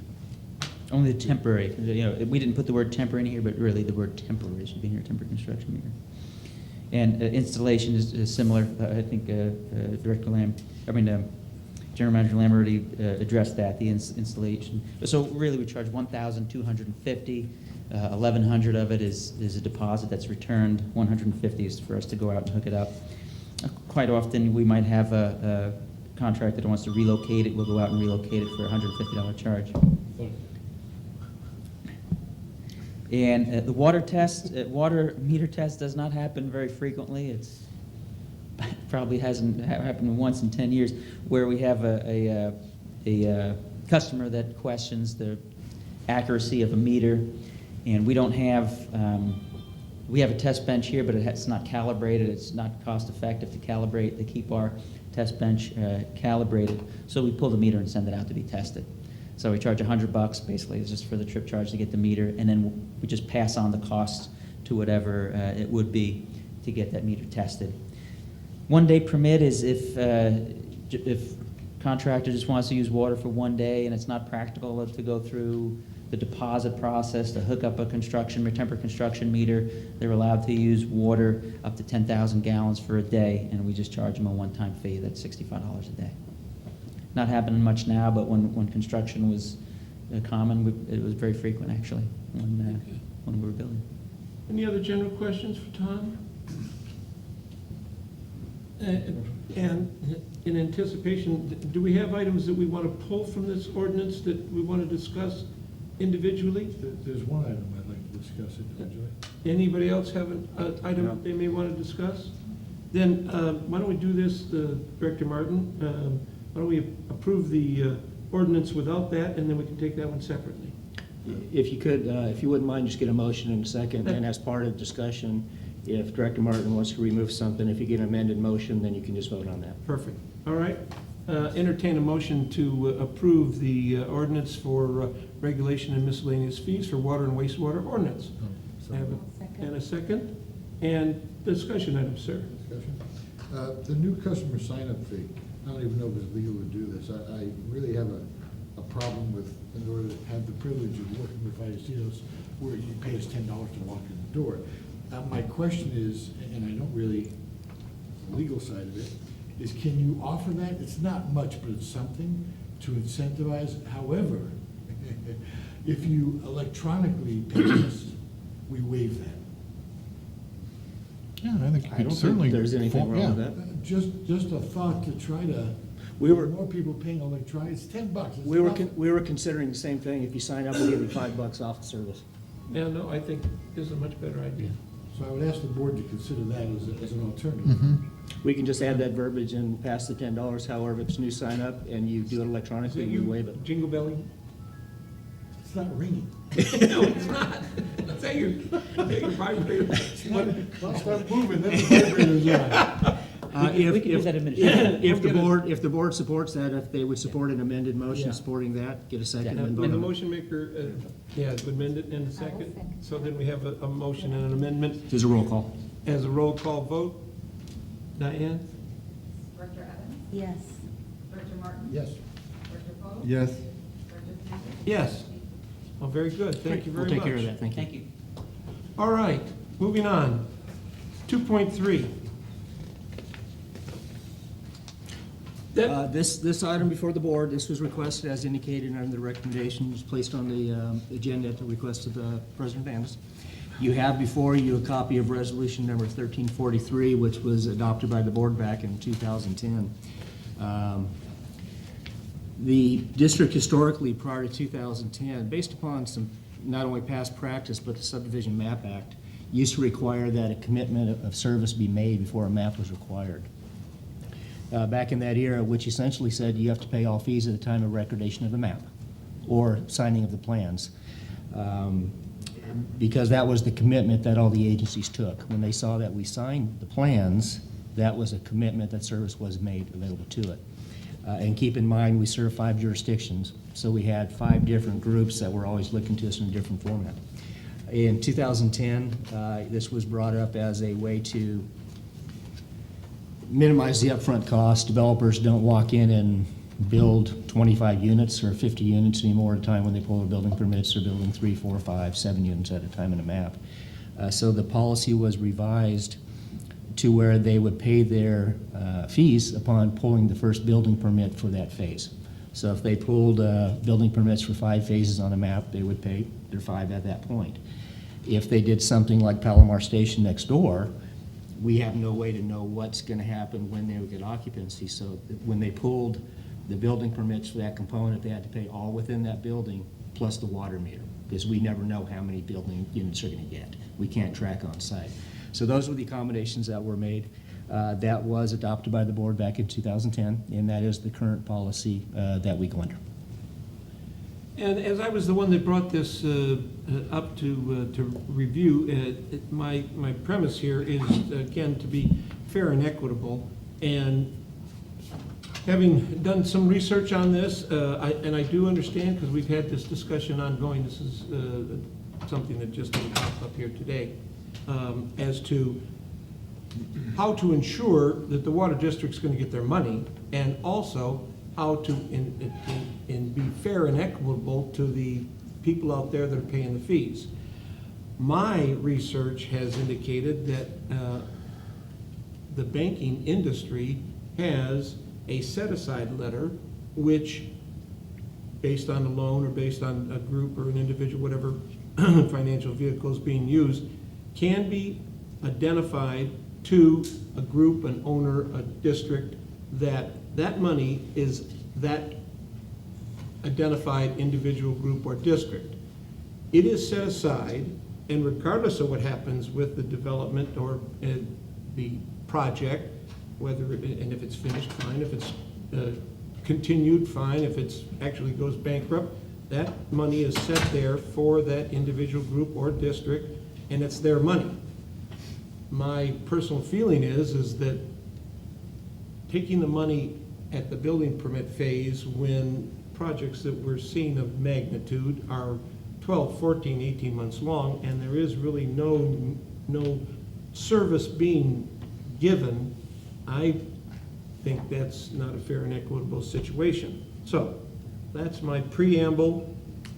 We have opportunity discussion. I have 4 speakers here. If we may, I'd like to call the public up in the order that they were given to me, and then we can have an open discussion to see where this goes. Leon Hayden, sir, thank you for waiting. Thank you all for waiting. And I think if you could just give us your name and where you live for the record, that would be helpful. Excuse my tire, I'm a last minute fill in here.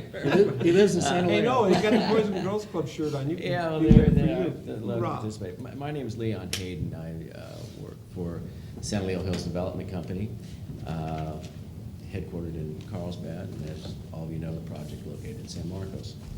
I'm a project manager for San Leo Hills Development Company, which is the developers of San Leo Hills. I work with Jeff O'Connor, which many of you know, and both of us have been involved in the operations of San Leo Hills since its inception some 15 years ago. Can I proceed? I'll give you a little bit of background, I guess. During those 15 years, we've had a long-standing and productive relationship with the district and have made more than a few friends along the way. We have to date paid more than $35 million in sewer and water capacity fees, including builder contributions. We have built more than $50 million in sewer and water facilities, including 3 multi-million-gallon tanks, 2 pump stations, and more than 15 miles of pipe, and that does not include builder contributions. On this issue, again, after listening to Dennis Lamb's explanation, it does make a lot of sense, I think, from the district's standpoint, but from a builder standpoint, I'd like to interject as being a partner with a lot of builders on our project. We feel that there is some merit in paying fees at the CFO. Builders have a lot of upfront fees they have to pay, buy the land, pay the fees, and they don't really get to use their facilities until after they do have the completed product. During that construction phase, water's metered through construction meters, and they've used very little during the actual construction of a home. I was going to recommend that the district implement a jumper fee, but that would date me, so I'm going to skip that. And it sounds Yes, like I say about 20 years ago we used to do that, Leon. I'll tell you, I'm getting pretty old. But it sounds like the district does have an option as far as installing permanent meters and charging a usage fee, but as long as that wasn't part of the capacity fees that would have to be paid up front. Appreciate your time, and thanks for taking the issue under consideration.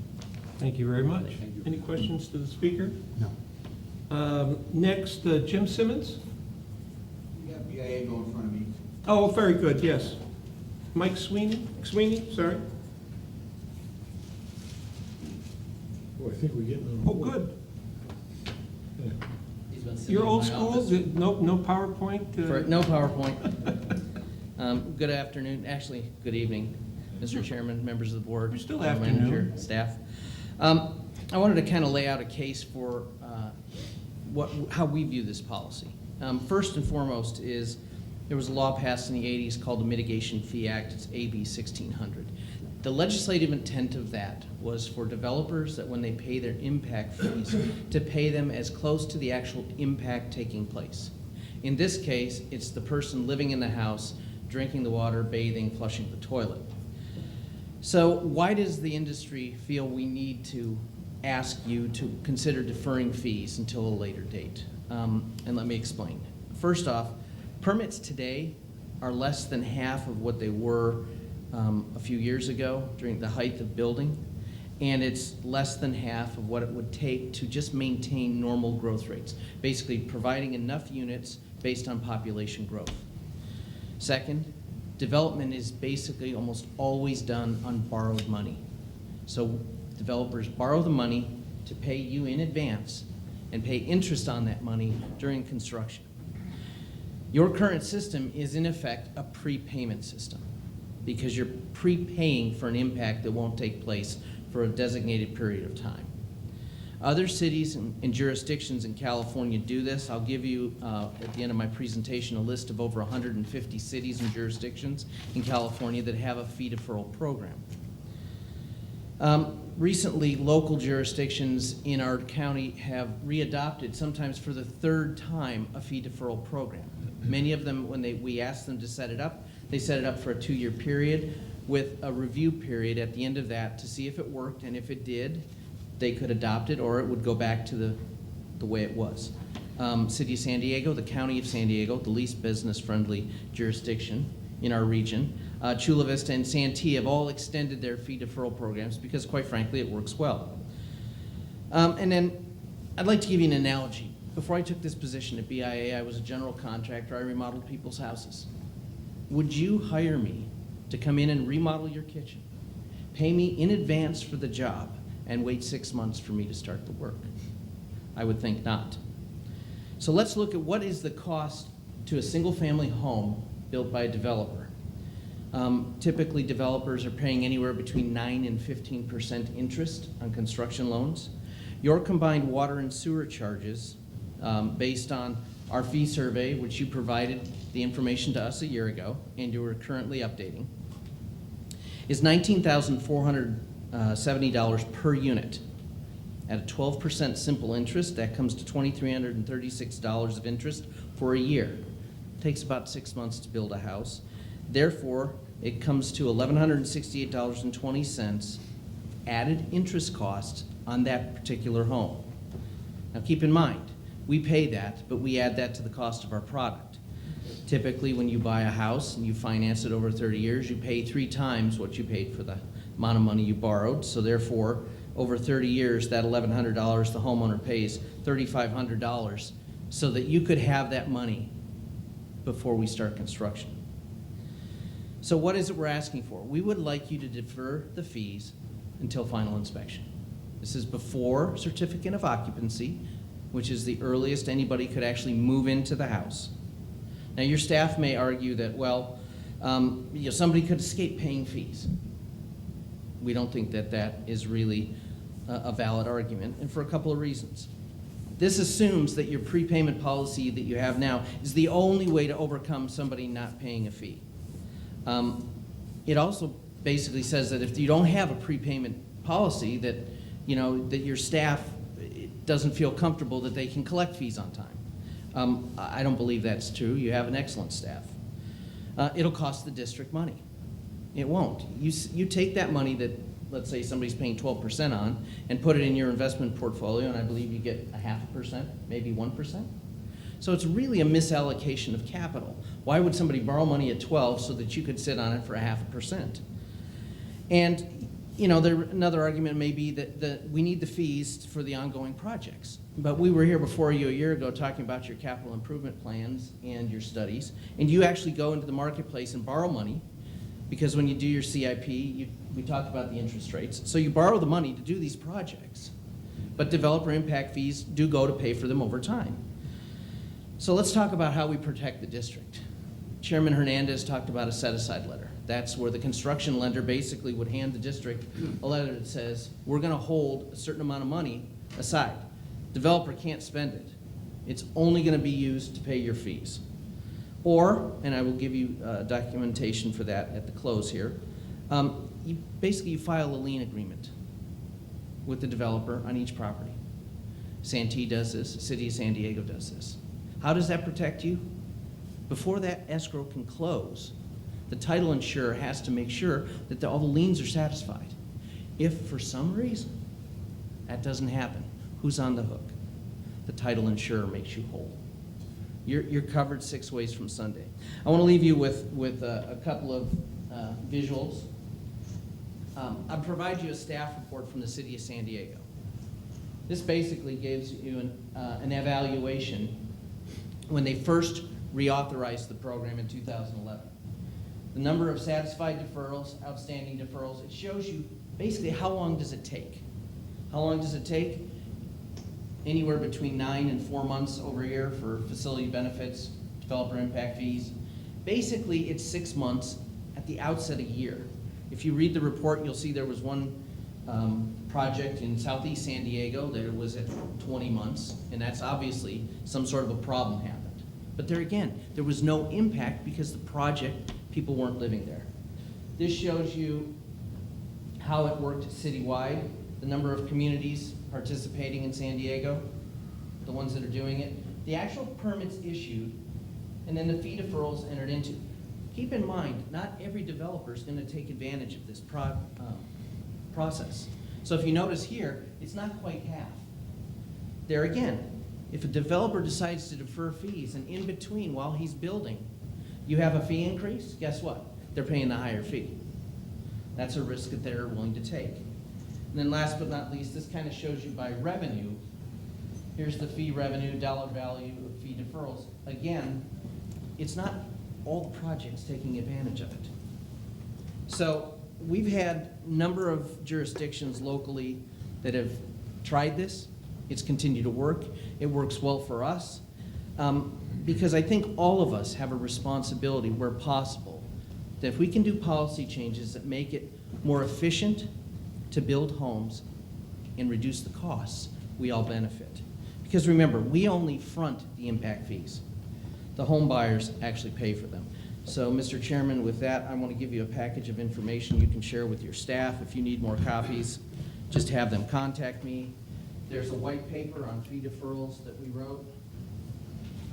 Here's a list of all the jurisdictions and the types of fees deferred in California, and it's from 2010, there are more.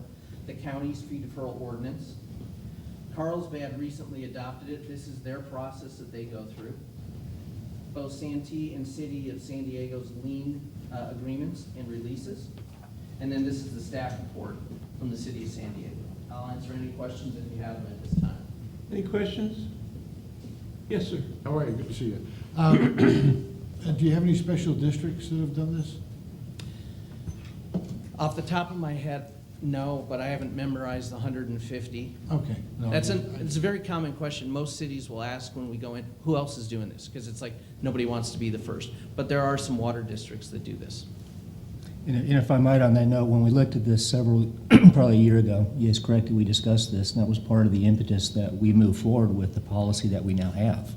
We did listen to the development community, and we did survey. A little bit of informal that we've done to date, based upon the past history, we can't find a special district in the county that does it. The fees that we did track down based on the study that had been provided before, a lot of them were park and rec fees, a lot of them were other fees that were mitigated in some other way. So I think what we'll do is take a look at that based upon the direction the board gives me at the end, and if you want me to look at it, then we'll look at it and bring it back. Very good. Other questions? Thank you, sir. Thank you. Appreciate your input. Now, Mr. Simmons.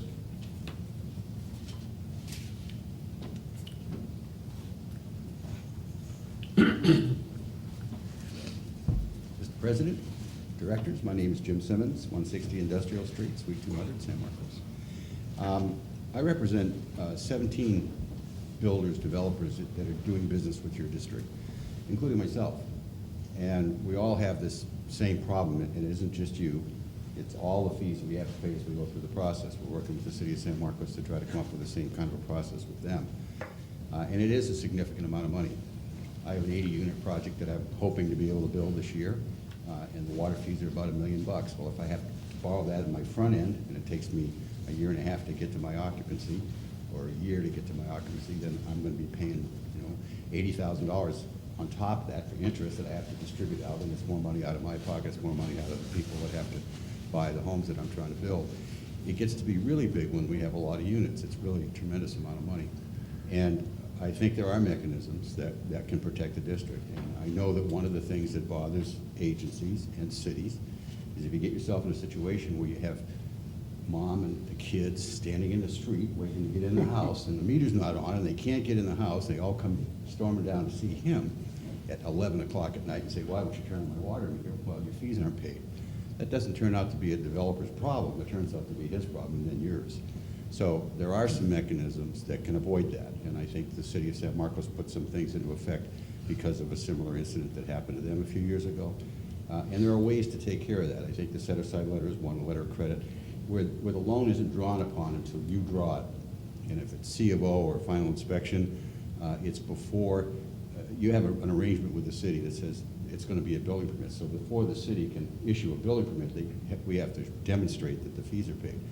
Before they can issue a C of O, we have to demonstrate that the fees are paid. It's the same mechanism. So I think that getting that cooperation is very possible, and it can be something that's done that will directly reduce the cost of housing, and it will have an effect to bring projects forward perhaps a little bit more rapidly, because people won't have to borrow as much money. And for little guys, it's really hard to borrow a lot of money, or even a little money, to get these things done. So I would hope you'll think about that, and that you'll look at ways that it can be done rather than ways that it can't be done. I think it's important to the community. It helps reduce the cost of housing, and it would show some leadership in this part of the North County to head in that direction, and I hope you look at it that way. Thank Any you. questions for the speaker? I got one question, Yes. Jim. I was driving here, of course, we drive past Palomar Station, and I'm assuming all their fees are paid up front. Yeah. Well, And yet no one's using yeah, and there water. were some other circumstances that were, they had to, they had a way to get through a process where they didn't have to pay a densification fee and those other things. They took advantage of that. That was the decision they had to make. Right. And every developer has a different circumstance, and they're gonna have to make those choices. But if the policy is set up in such a way that people can depend on it, look at it and say, this is how I'm gonna plan to do this, then there can be significant savings that derive from that. And when special circumstances arise, when you're gonna have a fee that's gonna change in a huge way, all changes are huge from our perspective, then you have to make a choice, okay? You wanna avoid that fee, pay your fees. That's a direct choice, but if we could do it on a regular basis where you would defer that, I think you would see a big benefit to the homeowner. Thank you. Thank you. Very good. Thank you, sir. And last speaker, James Schmidt. Thank you, Mr. President. My name is Jim Schmidt. I live in Encinitas and work in Carlsbad. I'm the incoming chair of the BIA, but I'm really here in connection with my day job, which is an affordable housing developer. We're in the business of pinching pennies, so these sums are very important to us. I try to squeeze a nickel and find an extra penny. The reason is every project that we build has a financing gap, and so the city, like all other cities, has obligations to build affordable housing, and that's our specialty.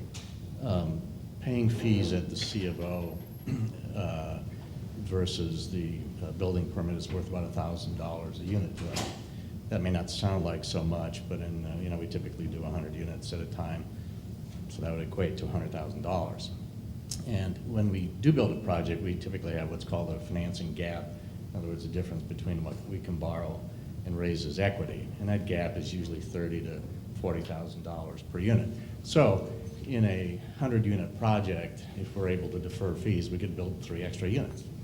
It's very simple math. Now, that may not sound like a big deal, but it really is to the families that would move into those units. So it's a very big deal to us. We use this in many jurisdictions, and I hope this agency will do some pioneering and maybe do the fee deferral for water and sewer fees.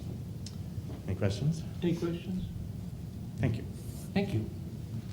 That's all the public speaker slips that I have. Yes, we just open it up and discuss it amongst ourselves and see what direction we want to take. Jim? Yes, sir. So I would recommend that we put this off. We give staff the assignment to do a little research. It seems like we have a lot of paperwork here that we haven't even seen yet.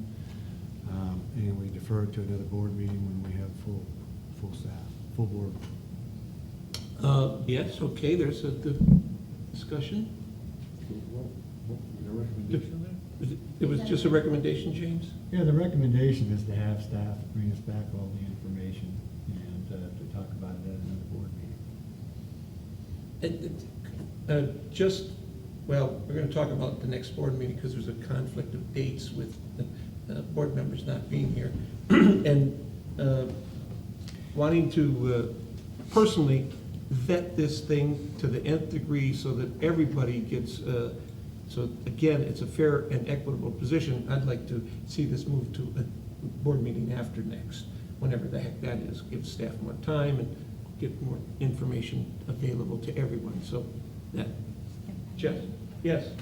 I think that's an excellent recommendation because we do need to see the information, but I also would like to say that I thank the speakers. I think they did a very good presentation of their side of it, and I would like to see both of the issues and have time to digest it, and I do hope that we can look at ways of making this, I think the words were Mr. Simmons, ways to see if we can make it possible rather than ways to not make it happen, because I do feel in the end it does help the individual buying a home. I don't know if that was a motion that needs a second. Really, if I might, really, what I need, because it's not an item for action tonight by any means, it's just a discussion item, we kind of get it rolling. What I would suggest is we'll take a look at the information provided. We'll do a updated survey of the area to show what is currently in practice, just to come back and let the board know this is what's going on. And as far as finding ways good or bad, again, that's not really our purpose. We'll follow what the direction of the board is as far as a policy decision. We'll just provide the information and the choices that you have. That's what I'll bring back is, here's what it is, here's why, here's the options. Without getting into too much detail, I could be running in circles without trying to figure this whole thing out. So what we'll do is we'll come back with basically a review of what was turned in by the BIA, take the other comments into consideration, then just come back with the options to the board with the survey of what's currently being done. And then I think the board can give us a little better direction at that point. We know what's good or bad, pros or cons. Mr. Chairman, I can save your general manager a bunch of work. We chose to come to your district because even though we started off perhaps a bit contentious over your last year's capacity. Could you come up to the podium? We chose your district, quite frankly, because we came here a year and a half ago. We were very upset about the capacity charge increases and stuff. But we worked with your staff. We respect them. We came to a resolution that we felt fair to us. We didn't get everything we asked for. But we picked your water district to come to first, quite frankly, for the people in this room. We like to work with them. We trust them. We think they're fair. So I can save you the time. There's no other water districts doing this. There are other city governments, and they have a laundry list, as he pointed out, of different impact fees. Whether it's a capacity charge or a park fee, all these things are paid up front. So if it's $1,000 a house for this, by the time you put the parks and everything, you're talking sometimes $5,000 a house all the way across the board. We're trying to find policies to make it as efficient as possible, because this just ripples through the system. Thank you. Okay? And again, I need to just look at what was turned in. Well, yes, sir. I would like to see the board give direction to staff to bring this back as an action item. As was said, and I've seen done before, that staff will have the opportunity and do a time-sensitive action item. They give us the information, we make a decision. Yeah. It's pretty simple. And it shouldn't take that long to put all this together. But you try it for a year or two, you put a sunset on it. We'll try it for a year or two. If it works, great. If we have a problem, we can change it, which you can always do anyhow as a board. But that way you make it a time-sensitive sunset for 2 years, as was brought up. And let's just move on this. To quote Director Jim Podol, we keep mulling this over and mulling this over. And it's the same thing with this. It's like, come on, let's not mull it over. Let's make an action item, board up or down, and give it a 2-year sunset. But let's move on, make it date sensitive. I have my agenda in front of me, my dates. What date do you want it back? You're the chair. Well, and I'd be happy to give you that, except I know that our next board meeting, which is, I believe, on the 16th, we're not going to have a quorum. So that's why I said after that. So I'm in total agreement to let's move on this, but I've had a little more knowledge, and so, and if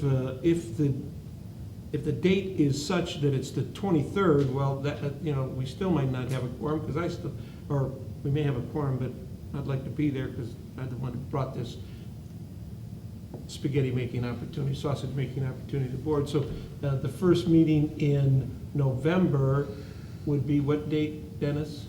6th, Or Diane, or anybody, the 6th? November 6th. November 6th. No, November 6th. So if we could have this information and brought, to put a time certainty on it, if we could have it brought back to the November 6th board meeting, Sure.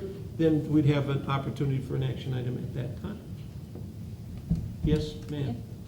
If I may, I'd like to clarify that, so we're asking it to be an action item, so it's not just going to be a presentation of what is out there. There will be some looking into what has Yeah, happened. just on that item, it'll be on there for, but I would say it's a discussion item, is what it's gonna be, because we're gonna be bringing everything forward. You could look at this, you could consider this, you could do a instrument of credit, you could consider, we'll give you the things, but to call it an action item, I won't have enough direction or any clue at that point on how to develop a policy to give you something to give you direction on. Is this, Go ahead. But that would be, I hate to say it, but to try to bring a policy back and deal with this by November, it's not gonna happen. But I could bring all the options back, the board could say, okay, take this action and bring a policy back with these components. That could be done.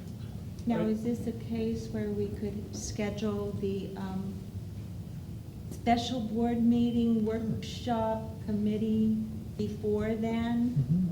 I realize the middle week of October is, a lot of us are gone. But next Monday is tentatively open, and maybe after, so we're not tying it so much. I think this is going to require a workshop type of situation. This is a lot of questions, especially as a special district, doing something that's not been done by a special district. But we still need to see how has it worked successfully, and where has it failed, and how do we incorporate? And maybe, I mean, I agree with both the presentation and Director, who are you? Dr. Martin, Director Martin, that we have the possibility of putting the time constraints, that maybe we review it in 1 year, whatever. But I think we need a workshop, not just say, here it is and make a decision. I agree on you with that, with the general manager, but. That's fine, I can tell you, but I won't have any opportunity to bring something back to you on Monday. Okay. That's just not gonna happen. You're not gonna And- stay here day and night? Yeah, I mean, to be honest, I mean, I understand what the development community is talking about, and I understand the desire to move forward with it, but all I would recommend and caution is that this is a new something. Whether, by the time I get done reviewing and staff has a chance to look into what we're doing and just bring everything back, this is a big issue. This is a major significant change in concept, everything that we do as a business. This isn't looking at some fees that were gonna be $10 or $20. I would just caution that, look into November to actually have all of these pieces. If it's a special board meeting, an extra board meeting, or it's the only item that the chair directs me to put on the agenda, that would be fine.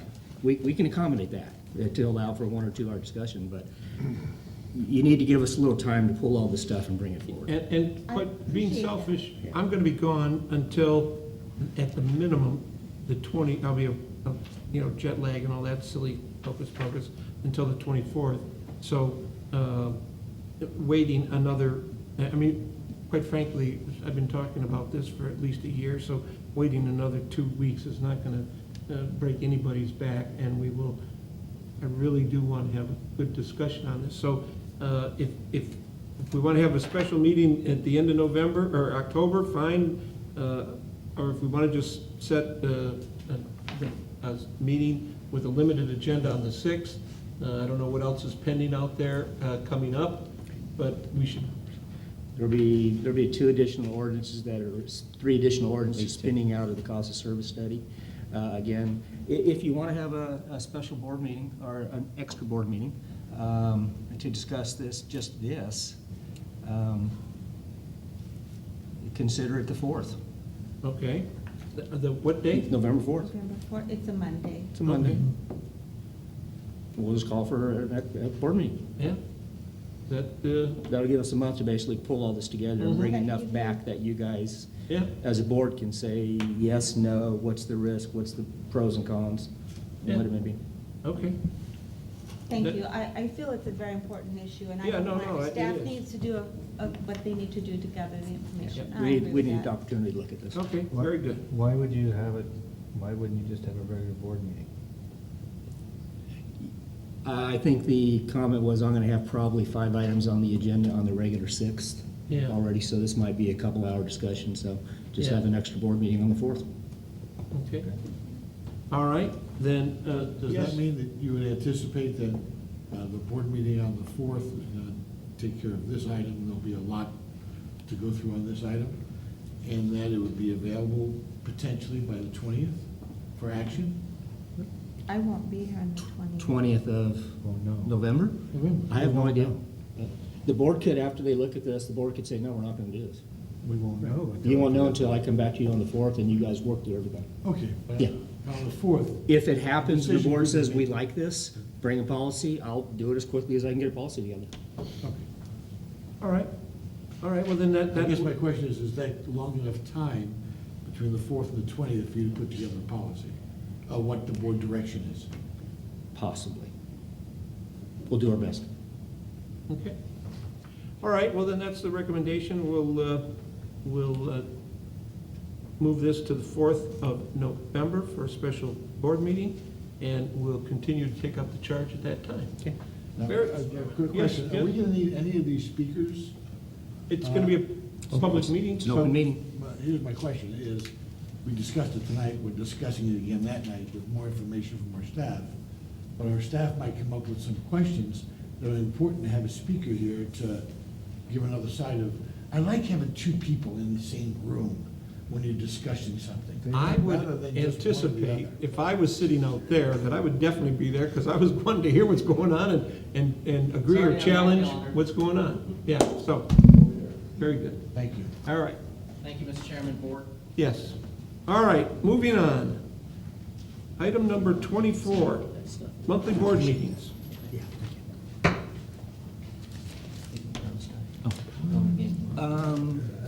This was a request, as indicated in the recommendation by Director Martin, to bring this back up for conversation.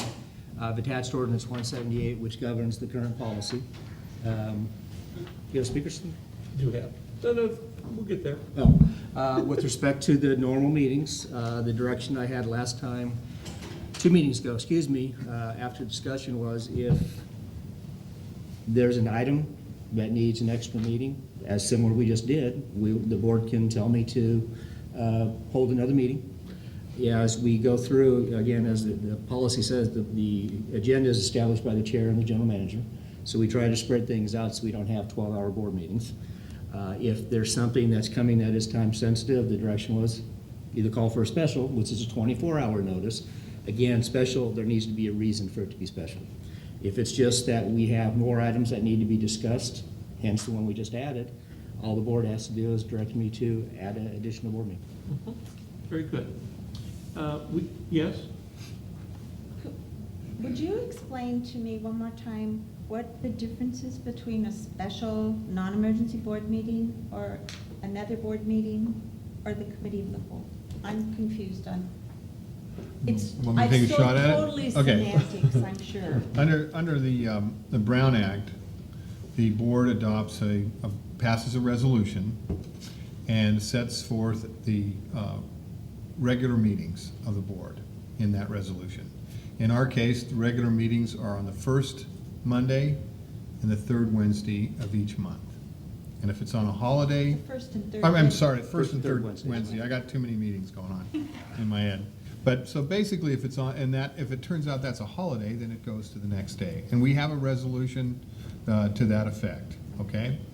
The Brown Act provides an ability for the board, the legislative body, to meet upon 24 hours notice of if there's something, what is classified as a special meeting.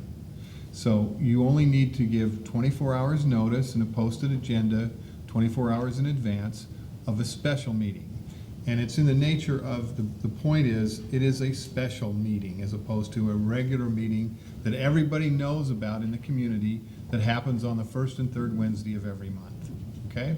There's no words that define special Well, versus just another regular board. it is a meeting that the board chair, for example, can call on 24 hours notice.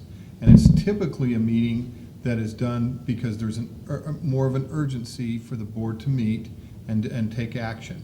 Because the spirit of the Brown Act is to provide notice to the community upon at least 72 hours of the items that are going to be on the agenda, so that people they can set their schedules, that the water board or the city meeting is going to be on a certain date every month, and they can, accordingly, they can respond to it. So that's the way the spirit of it is set up, but it also recognizes that there are circumstances where special things come up and the board needs to hold a special meeting. In our case, we could say, we just talked about one. Well, we want to have kind of a workshop type meeting that would be we could classify as a special meeting on November 4th as opposed to the regular meeting. And that's going to be done, that meeting is just going to be devoted to a single item, okay? Now, there's also, sometimes there's been a reference to what's called the Committee of the Whole meeting, which is when we combined all of the basic finance, personnel, all the types of committees of the board. We started utilizing that concept, which was a Committee of the Whole, which is basically just a special meeting because it's not one of the meetings that's listed as either the first or third Wednesday of each month. And so basically that's what we were using. However, in the last couple of years, we were utilizing that really as much as a regular meeting because we were meeting on pretty much the first, I believe it was the first Monday of each month. So it was really kind of turning that meeting, that Committee of the Whole meeting, because there were special things you wanted to address at that, and it gave you an opportunity to be educated on things and be informed on stuff, so that you could take a little additional time rather than the time you could take at the regular meeting. So that was turning into really a routine meeting every month, and it was turning into really more of a regular meeting. And from a legal standpoint, I was concerned that when you do that, you might as well start calling that meeting that you're having on the first Monday of every month, you might as well add that as a regular meeting. And General Manager Lamb said, well, I think we've gone through a process now recently where we've really covered a lot of things that got the board up to speed on, and so the necessity for that monthly meeting of the Committee of the Whole, which we've characterized as a special meeting, may not be as needed on a routine basis. So that's kind of where we're at. Well, I understood that. What I don't understand is you said, would this be a special non-emergency board meeting, or would it be a regular, just an extra regular board meeting, or a work? And that's what I'm asking you. What we just And did does today that- was we just said add a regular board meeting, because it's so far out, I can give adequate 72-hour notice. Well, now let me make sure. Even though we call it a special meeting, it doesn't preclude us when it's a meeting on Monday, which what we've done, these committees of the whole, from providing a 72-hour notice and posting an agenda Well, 72 hours in advance. Even a special meeting, I mean, that's your minimum requirement. That's the minimum. Yes. So you're saying this meeting could be called a special meeting or a Right. workshop. I'm all for the 72 hours. Yeah, no, we would, as a Yeah, practical that's matter. really what we've Yeah, been but I talking think it's about. proper to characterize, basically the board has decided that they would like to hold a special meeting, and it's in a kind of a workshop setting, and they've told us this is what the agenda is gonna be. And so staff will put the materials out at least 72 hours in advance, so the public and anybody interested to come to the meeting will be able to attend. So that is a matter of course. Now, once in a while, if something comes up, if we have an urgent item, you may not have time to put the. That would be special indeed, though. Yeah, that would clearly be a special meeting, if you will. So we'll have a general board meeting on the 4th, focused on one item. Yes, and I think the question here was, Thank you for your tolerance with was to find out how, if we're gonna need these on a more routine basis. Dr. Martin? So why can't you call it a workshop on the 4th and still publicly notice it and do everything? Well, because you gotta under the Brown Act, you basically can have either special meetings or regular meetings. Regular meetings are part of a resolution that is basically, or in our case, is an ordinance that's published, and are set dates every month that we're gonna have our meetings. Special meetings are not always set, okay? So if you call it Workshop. but if you call it a committee of the whole, it doesn't fit into it's either gotta be a regular or a special meeting. No But matter you can what- have the workshop, it could be a special workshop meeting, it could be a regular workshop. It's a board meeting that you call it a workshop. It doesn't matter. Yeah. It's still a publicly You just noticed call it a meeting. workshop because we're dealing with one item. And that way, no decisions are made at that meeting as well. It's a workshop. But that can be, but you could have a meeting where. You don't make decisions. You make decisions or you don't make decisions at that workshop setting type meeting. I mean, A it's. workshop is meant for no decisions. No, it's not, yes, no, but my only point is it's either gotta be special board meeting, could be a special board workshop meeting, or it could be, a regular meeting. And then it'd be an So item on Brown the Act agenda. hasn't changed. It seems like we're changing, our staff is changing its viewpoint of the meeting of the whole. No, the let committee. me back up. Because suddenly now you're not so sure, but before, they were okay. No, let me back up again, Director Martin. What we have in the policy before you, historically, I got to go back in time historically again to explain how we got here. We have a standing finance committee meeting, we have a standing policy, and we have a standing engineering committee. Historically, those bodies would meet on their respective topic. The engineering committee would meet to discuss if we were going out to bid, a new policy, this fee structure. They would review those things on an individual basis as an engineering structure. If it was a finance topic, they would only look at the finance aspect. They would come back to the board of directors, similar to what Director Evans sees at the Water Authority. You have 4 different committees. The board is broken up into 4 groups. They meet beforehand as a committee. They bring their recommendation before the full board at the end of the day, and they vote based upon what that committee tells them. That's what we did for 55 years. A couple of years ago, the decision was made, we've got so much going on at the district, all these different topics, the board would like to hear those items all at once, so that they weren't just hearing the engineering side, they weren't hearing just the finance, they heard the same thing. So we started probably 4 or 5 years ago, we had the committee of the whole. Those meetings were held whenever we needed one. That was probably 3 years ago when we started doing that process. We might have one in January, might not have one in February, might have one in April. But- They were called, hang on, Jeff. Yeah. They were called when it was necessary. That's all it was. It was still just a committee meeting. Committee meetings were not intended to take action. They're only taken as discussion. But no matter what, these are all publicly noticed meetings. We cannot have a private meeting. We can't have a behind-the-scenes meeting. They have to be publicly attended. Is that the 72-hour notice on a standing? A standing committee has to have 24-hour, but we would do 72. Okay. Yeah. So, about 2 years ago, I think it was when when Betty came, no, it wasn't Betty, it was Gentry, was the chair. As we were going through, what the board said was, well, when do you think we're gonna have these committee meetings? Well, we'd be having one between the first and the third board meeting on that Monday. So the board wanted that from a calendar standpoint. That was it. It was not based upon changing policy. It was, let's have them on the first Monday between the 2 board meetings. Put it on your calendar.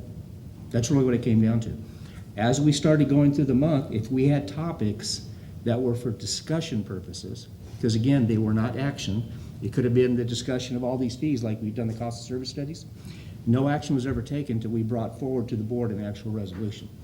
Well, this year, we've had a lot of topics that have been every single board meeting, a committee meeting. So we've had them every month. Okay, but again, they were discussion. So in essence, in some of these items were 20-minute discussions, but then they would come here for action and the statement's been made. Well, all we're doing is ratifying what's already been done. So instead of having a 20-minute conversation in the committee, if we don't have that committee forum, it just goes to a regular board meeting. Like today, we spent 35 minutes talking about the new ordinance on the fees. Well, if we were doing the committee process, you would have spent 20 minutes in the committee. It would have been brought back here. Tom would have given you a synopsis and we would have spent 5. So that's the only difference. So they were not regularly scheduled, intended to be board meetings added. They were scheduled as a convenience to the board so they knew when to have it.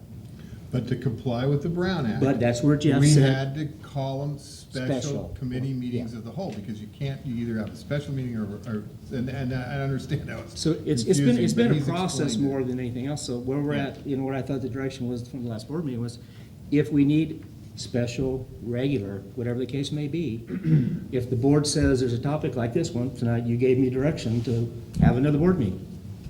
We'll just schedule another board meeting. And then at that board meeting, you will discuss the topic. You may choose to take action or not take action. That's the board's prerogative. You don't have to take action.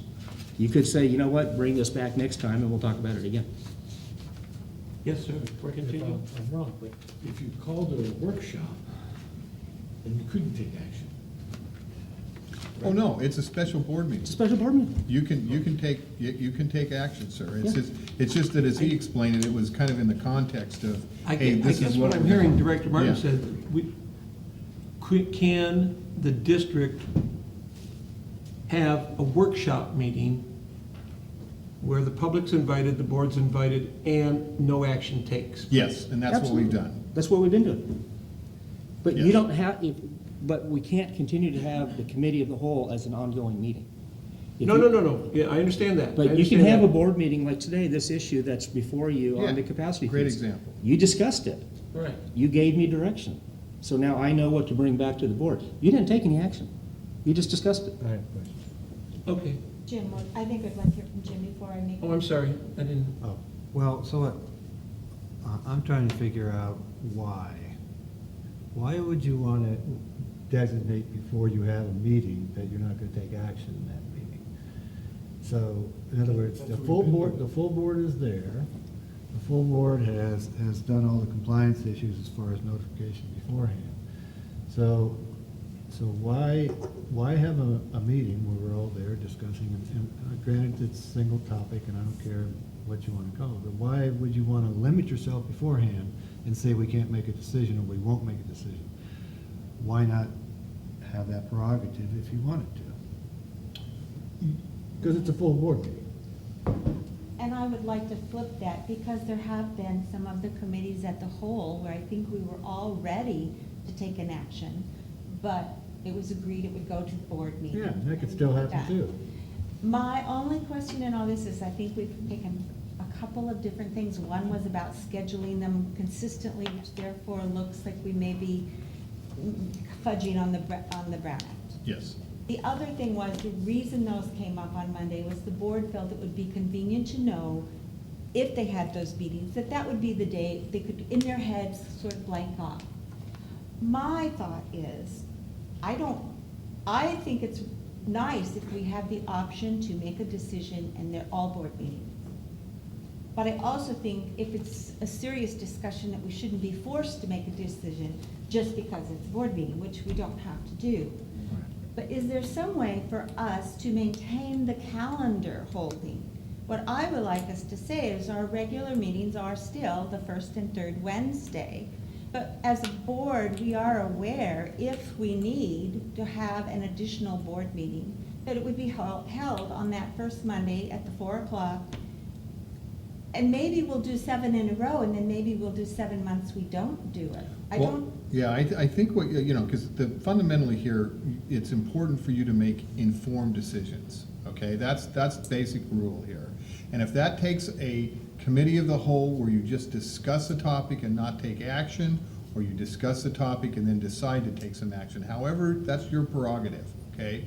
But what you could do, I think, and I think you're making a good point, Director Evans, is you could say that, as part of your resolution, or your ordinance in this case, you could characterize it as that, to the extent that the board needs to have, specific items or discussions on specific items, there's a, potential of calling special meetings, which would be held, would normally be held on the first, whatever the date you decide is. And that way, I think you've complied with the concerns of the Brown Act, and yet at the same time give you some flexibility if necessary for you to be able to do that. Put everybody on notice. Yeah. Director Martin. I understand in a board of 36 people, the necessity of having smaller subgroups. in a board of 5, it makes no sense to me whatsoever. To have 2 people finance, 2 people, it's like, see all 5 people, we all have to agree to it. Number one. Number two, and I really want to say this very nicely, so please take it being nicely. I'm not the one that takes staff reports as gospel. They could be wrong.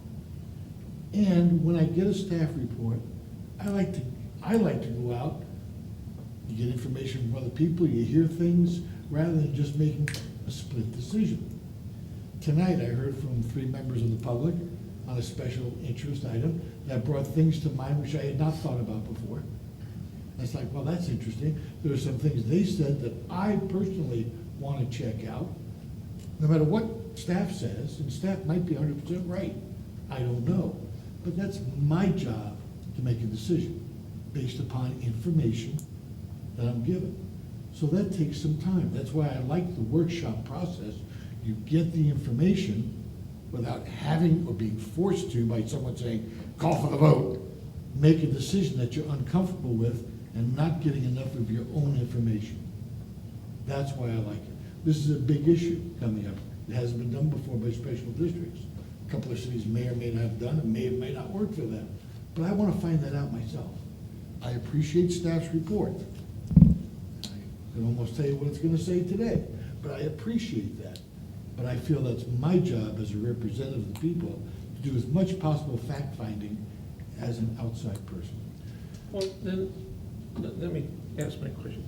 Well, I think, so gathering the information personally between now and the 6th, I don't think we're going to preclude that. We're not talking about that. And unless I'm missing the point here, I think you would have the opportunity to research that information. In this scenario, yes, I agree. In Oh. this scenario, I'm agreeing with it. Oh, okay. I'm just talking about, we're talking about the workshop versus the I think the that's, board I meeting where think that's a you may be semantical. called to question when you just got information from the public. Right, and You don't have enough time to quantify it. Well, he sets the agenda, and if he says it's gonna be a discussion item and not an action item, that's his prerogative. But it's the board's prerogative to say, I'm sorry, Yeah. I'm not gonna, we're not, table it. I mean, Robert's Rules of Orders has all kinds of mechanisms by which a It vote does. cannot be taken and pushed on. Right. And It does. that's, I mean, we've seen that happen. I'm sorry, Director Poe. Yeah, I was just saying we weren't talking about a particular subject, just about a board meeting. And all those things you were saying can be done. Yeah. And, but if, as you were saying, Robert's Rules of Order, we could be talking about an action item now, and Director Martin could say, I don't want to vote on that yet. And 4 of us say, well, we do. Yeah? And that's the way it is. So, but I don't think it usually comes down to that, because we've always been able to have extra meetings to get us information. And that's always available. And so is staff. Staff's always available. So I think let's get back to what we were talking about, which I'm not clear on.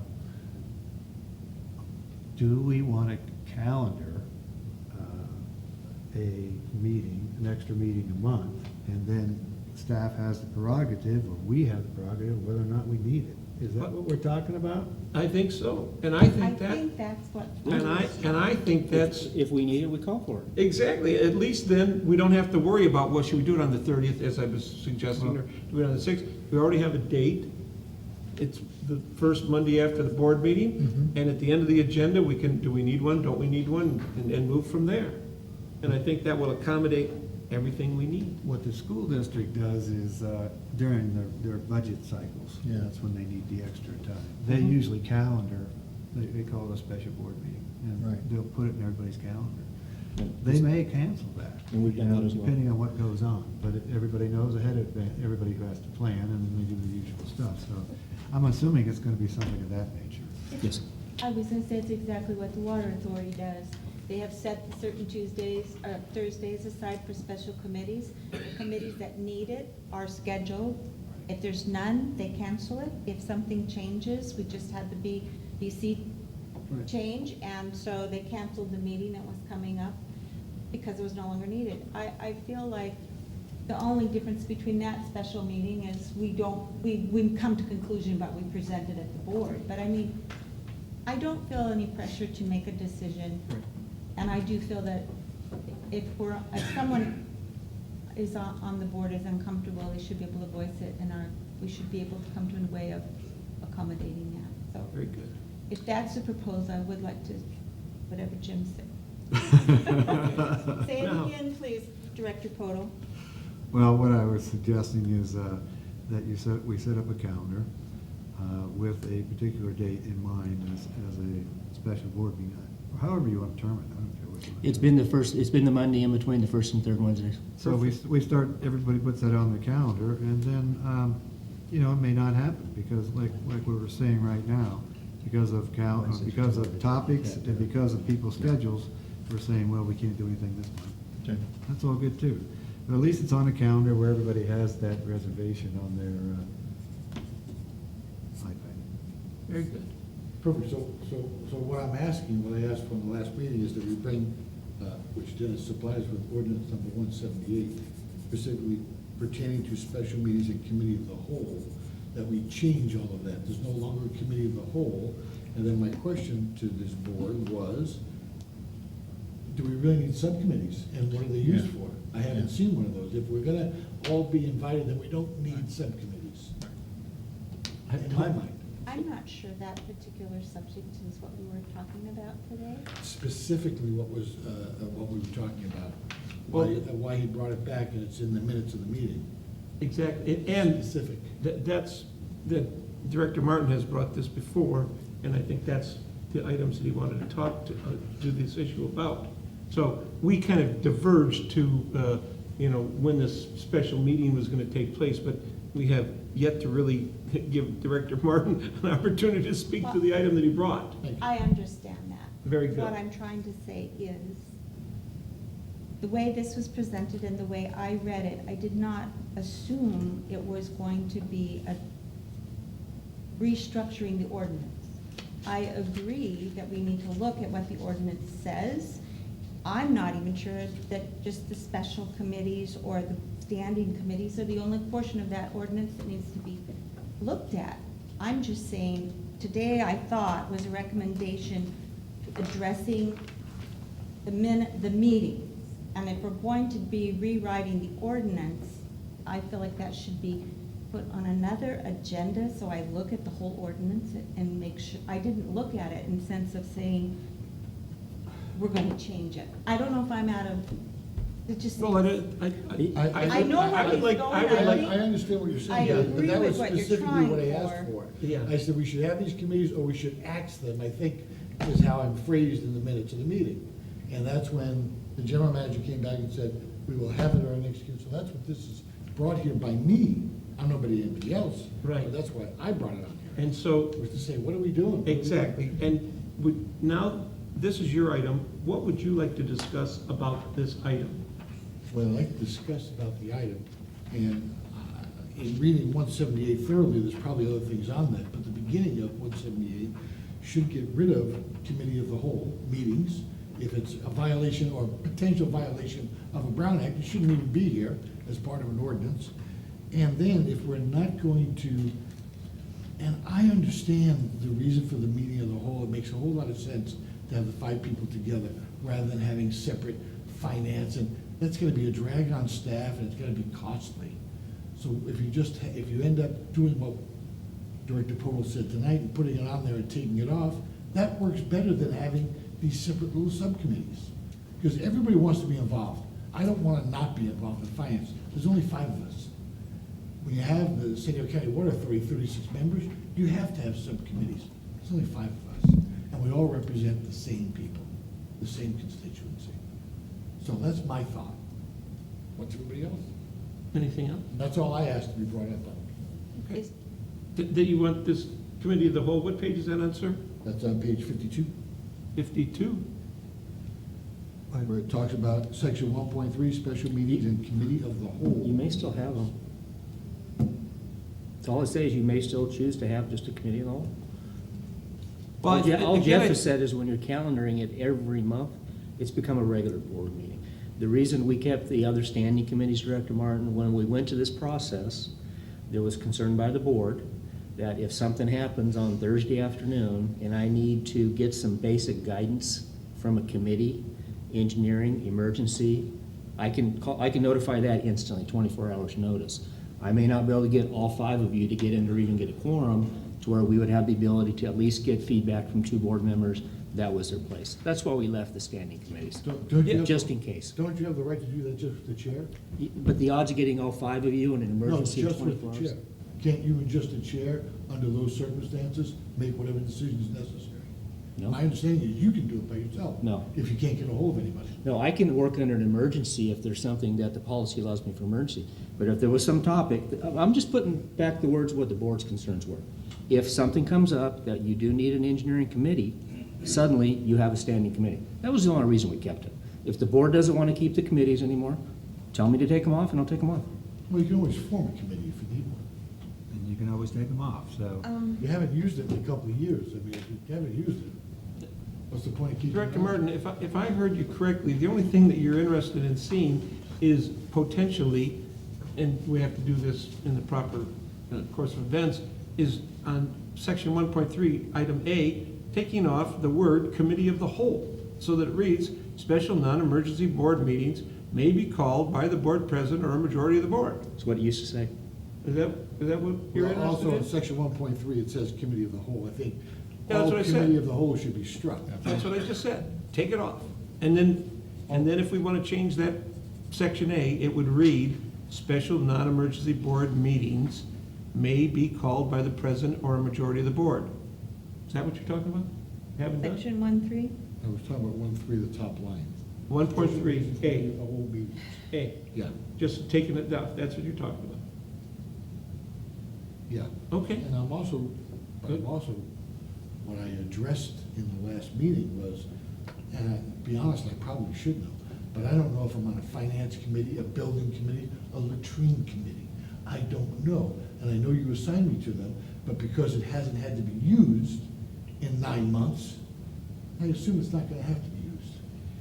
Because all Well- 5 of us make decisions, not 2 of us reporting to the board, and the board going, yes, whatever you say.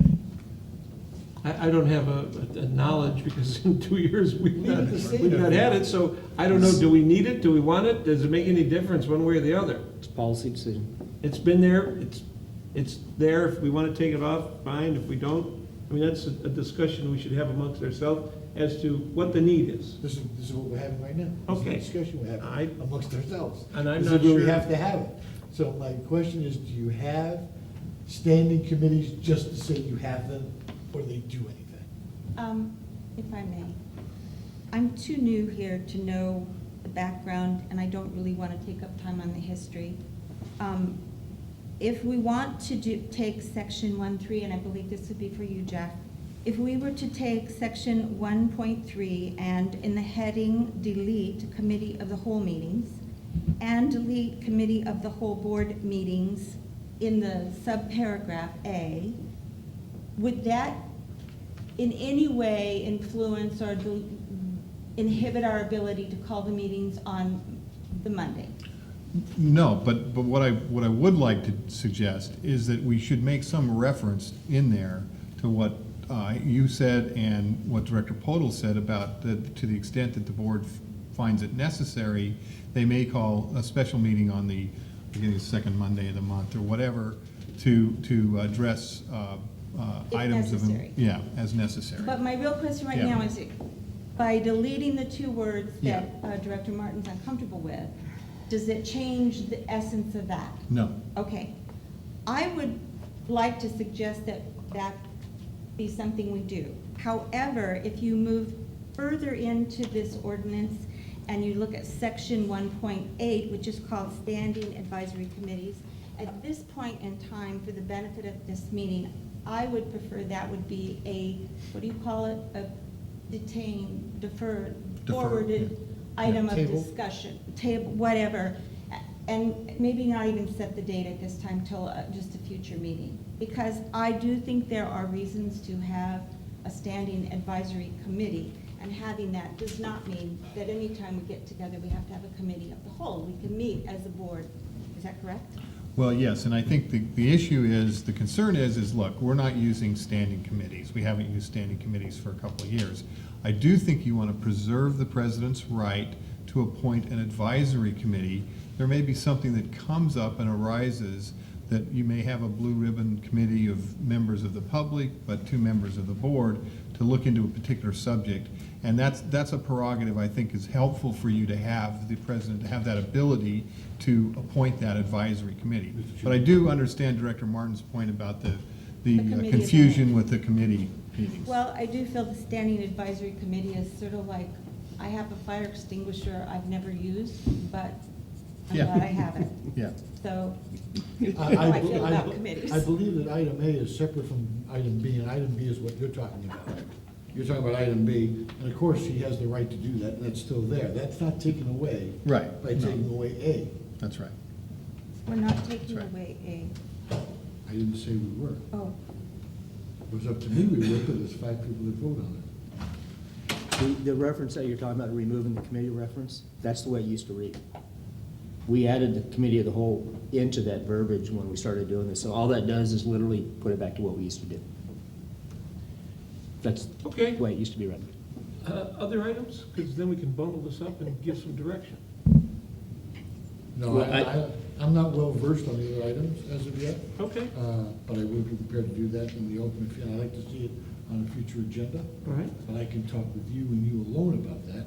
Okay, we'll put that on. But for the moment, if I heard correctly, and I do understand that we do have a speaker slip, thank you, Mike. I think, if I heard correctly, we would like to modify 1.3, we'd like to have it brought back for Right. review. Right. Right. Okay. That we would modify 1.3 to Yeah. eliminate the committee of the Yeah. whole and add this special committee as a calendared opportunity. Or some verbiage that would be Perfect. Yeah, helpful. so if you'll bring Yeah. that back with the Yeah. right verbiage, we can look at it and then Yeah. chop it up Sure. together. And then we will bring the item back for some other items would you like a specific time for that, Director Martin? A date? No, but some of it needs to be done before the end of the year. Okay, bring back the topic again Okay. in our November board meeting if we have, checking on the schedule to see if that works, but it will be brought back before the end of the year. And now we have a public speaker who has patiently been waiting on this topic to have a discussion. would you like some water? Thank you for waiting. Long wait. Oh, no problem. I'd like to note that I agree with much of what Mr. Martin says. I have seen a situation where I thought a special meeting was abused. A 6:30 Friday night meeting, some controversial interest-raising situations. From this board or some No. other board? I didn't think so. Thank you very much. Yes. Clarify. Yes. I am concerned about the ability of citizens to both access their government and to provide information. If you have a special workshop and the issue before you on the fees, it would qualify for that. If you have only 24 hours notice, citizens can't readily see and attend the meetings. Also, they may have information they want to gather and make their own presentations. So if you do something like 24 hours, you disenfranchise some individuals from being able to present information, and you will inevitably favor special interests in that sort of situation. So I would hope that that would be addressed, and I would hope this workshop on the fee deferment be one of those that would be considered a 72-hour situation. Thank you. Certainly. Mr. Outside, right? Will be, yes. Go ahead. Question? Yes. Have you seen us on TV? Have you watched the videos yet? No. I'm not much to... Have you tried to? Yeah, no, because I've got 6 different projects I'm working on right now. Thank you. But I notice it's there and I will access it. Thank you. Very good. Yeah. And for, I think everyone is in agreement, if we can get as much time out there, the Absolutely. 72 hours, we have been doing that diligently. We always have. So I'm not too concerned that we're not going to continue that process. All right, there we have 23. or 24, 2.4. And Heavenly Days, look at this, we're done with the action items. How did that Alrighty. happen? And the reports. I'd like to retire. Holy heck. I want to move some of these to the Make it 6th. short. Yeah, 2 items. I'll be down at the mediation all day tomorrow on the Lake San Marcos topic. And then we do not have a quorum for the 16th. So I would look for a alternate date from the board, potentially the 23rd, as move the regular meeting to the 23rd. You're not back by then, right? I'm going to be back on the 22nd. We'll have a quorum. We'll have a quorum. I'm maybe drooling over on the issue, but, yeah, so I'll endeavor to be back on the 23rd. That's just a question, I don't know, I mean, long-standing, but it seems we're really structured to do Wednesday or Monday. Is there a reason for that? That maybe I don't, other than historically? The board could we meeting? do one on a Thursday? Well, you call it any day you want. I don't know, I'm just asking. Monday is always just tough to have a board meeting because of stuff that happens over the weekend preparing. Noticing and doing the paperwork and stuff that happens, you have a board meeting Monday, you're kind of in a bind. I'd say middle of the week, give staff and time to anything that changes during the week. Could we have it on a Thursday? Sure. No, I know, it's just when we're gonna change the board, maybe we look for the following Wednesday, or it's like, why are we stuck on that? Maybe there's a reason, I don't know. Maybe it's staffing, It's what we've maybe done. it's other commitments from other people, I don't know. It's just what but we've done. I think everybody's schedule is based upon other committees they're on or during the week as well, you know. Some people like. The day before going you- down to, like Eva or going down to San Diego or whatever, it's always worked out. The- Wednesdays, The right? CAWA meetings and San Diego Water Authority MAM meetings are always on Thursday. Tuesdays. The Water Authority meetings is on a Thursday. All the other stuff. All the committee meetings for Encina historically are on Mondays and Tuesdays. The MAM meeting for Encina is on a Monday. Okay, so there is a reason. I don't know if that's the sole reason by any means. It's just always been Wednesdays. That's all I'm asking, is there a reason? I don't know. Now I know. Okay. All right, so then the 23rd, I'm here, fine. If not, you guys can move on without me. That's all I have. Quorum. All right, council? I'm just gonna make a written report, grab one of those, pass it on. FPPC recently did some revisions to its regulations relating to the treatment of travel payments for public officials and payments to public agencies. Basically, what it's done is that I think the new regulations kind of use the spirit of what they've done is changed what they consider third-party travel expenses when, for example, when consultants take you out to dinner and when you're at your conference, whether or not that really needs to be reported. And so I won't go into the boring details tonight, but just to say that there's been some new regulations on this issue, and we're going to look into them a little more carefully and try to make them as simple and understandable as we can for you. So, but I provided you a memo just to, if you have any trouble sleeping at night, if you want to read something really boring, pick it up and read it. It'll put you to sleep. Did you write this? Well, we just incorporated it, yes. So it is boring. And I've been keeping records, is it not $50 or more now per calendar year? No, those are, the disclosure issues are still there. This really goes to the definition as to whether or not it has to be disclosed, the type of benefit. So what this is saying is, let's say an engineering firm takes you out to dinner, but you're already up there on a conference. Is that really a personal benefit, or is that really a benefit to the public agency? And you'd be getting a meal allowance most likely anyway. So that's really what this is involved. And actually, they've broadened it up because I think there's a recognition that a lot of these don't confer a personal benefit per se upon the traveling official. So anyway, we'll update you again. I don't want to, bore you tonight. All right. San Diego County Water Authority. I had something interesting, I'm gonna postpone it, but I do wanna say something about the Colorado River Basin. And I know you're all familiar that it's still in the midst of its 14-year drought, and it's probably the worst we've had in forever. But what was interesting, the recent floods around Boulder dropped an astronomical amount of water. It actually was in the 10-day, they call it a 10-day flood, and it was a 1,000-year flood. It was that much water. Most of the water fell on the other side of the Rockies, but they do believe we're going to get 800,000 acre-feet, and they expect to raise Lake Powell by 2 feet with the water. Wow.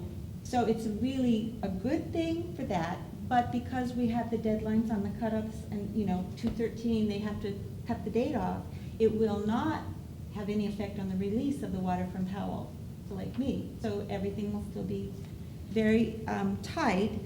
And in spite of this, they also feel they don't know if that was an anomaly. So the bottom line is, as far as climate change and all this, no one knows what to even look at anymore or what to expect.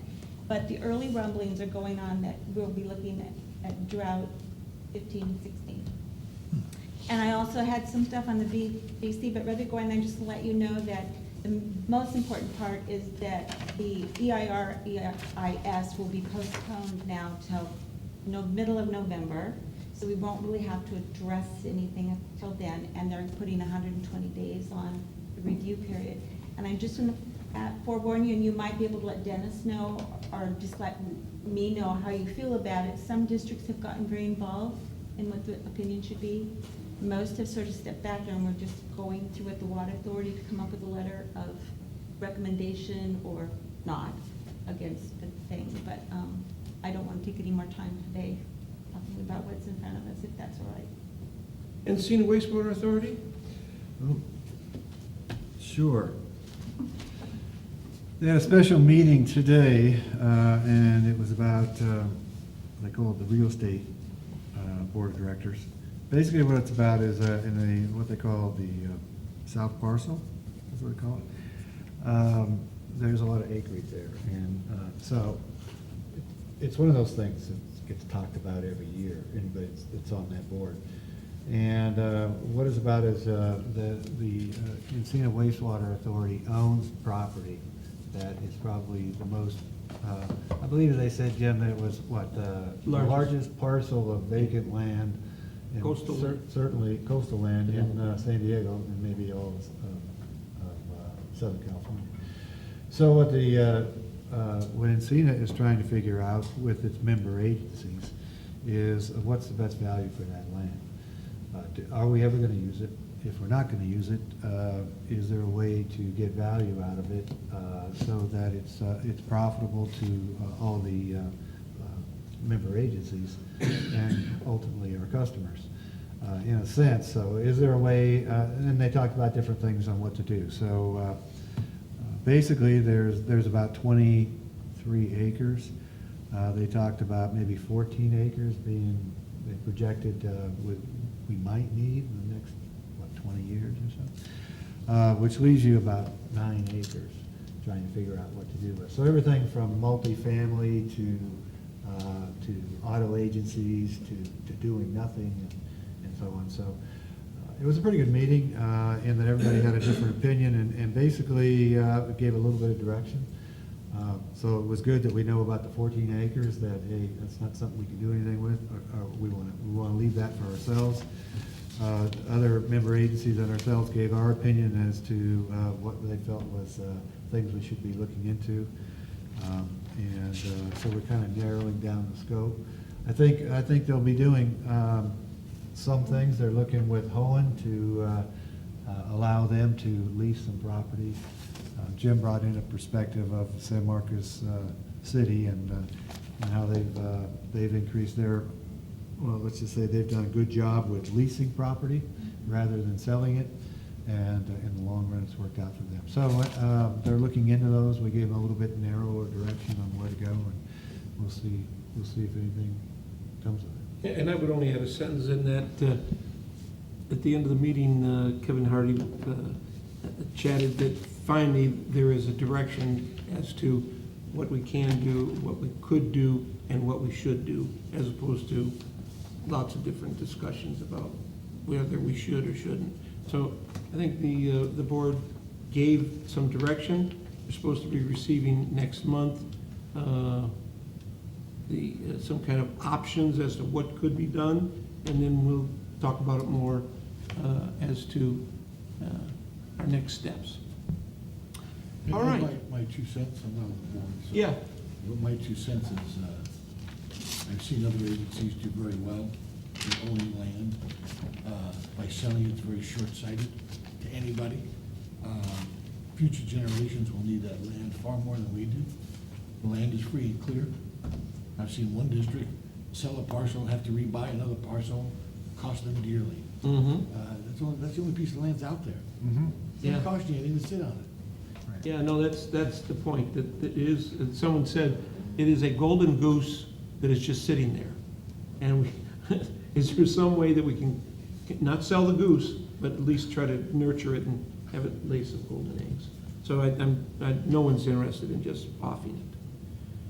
Let's see, director's report and travel. I'll be leaving soon, but. Okay, then you saw mine, and James? Just had something to say, which was, and I was talking with Dennis about this earlier, when I was reading some of the reports about the Metropolitan, our dispute with the Metropolitan Water District, that is a dispute between San Diego County Water Authority and Met. There were some things that I read on there that should really make us feel secure about what we've done. Because it's what's happened is the San Diego County Water Authority is suing Met about charges that they're charging us. I'll make it real simple. And they haven't done a cost of service study. So there it is, right there. Well, what we've done is we've done a cost of service study, and so we can validate what we charge and why we charge it. And Metropolitan hasn't done that. So that's where San Diego County Water Authority is calling it and saying, show us what the cost of it. So anyway, that's all. I just wanted to mention that I think we should feel very secure and confident in what we've done. And by reading that, it's telling me that that's going to be happening all over. People are going to be wanting a cost of study. Yes, sir. Dr. Paul, I agree with you. The unfortunate part, there's a plethora of attorneys that are living, sending their kids and their grandkids on this. Yeah. It'll last forever. Sure. Yeah. Well, the Sure. lawsuit No, may, it's- but I agree with you, Director Polly, that a cost of service study is amazing. I'm really glad we did it. And I think you're right. The water authorities really works hard to be transparent, and I think this district is one of the ones they look to for some of their things, the direction. You got a notification of the 4.1, the meeting, and 5.1, the last item. Any comments relative to the future agenda other than what we've already talked about? Yes, sir. I have one. We've never developed, we've talked about it, but we've never developed any rules regarding the video, the filming of our meetings. I think Dennis had talked about we're gonna have to talk. Is that on a future agenda? Over the next, what are we in? We're in October now. Over the next 3 months, you've got about 9 policies coming back that all spun out of all of this. One of them is the record retention policy, which includes how long, that kind of stuff. Which You'll is part of- probably, When do you have that? that was, I'll tell you the date when we think we're bringing it back. Record retention policy right now is scheduled for November 6th. Okay. Is when we think we'll be bringing that back. Because that's part and parcel of ordinance 178, which talks about how the records are being kept, and that's gonna be changed. Well, 178 is with respect to minutes and It's a ordinances, little bit, resolutions, a yeah. little bit different. The record retention policy is every other bloody thing we do here. So all 178 talks about, you have to, by the water code, you have to have a policy that says where you keep certain documents. So that's the business of the board, lack of better terms. The document retention policy is everything else. How long we keep every piece of paper, phone record, bill, payable, everything else. That's where we, That's coming forward. so that'll be November, whatever I just said, 6th. Very good. Thank you. Anything else?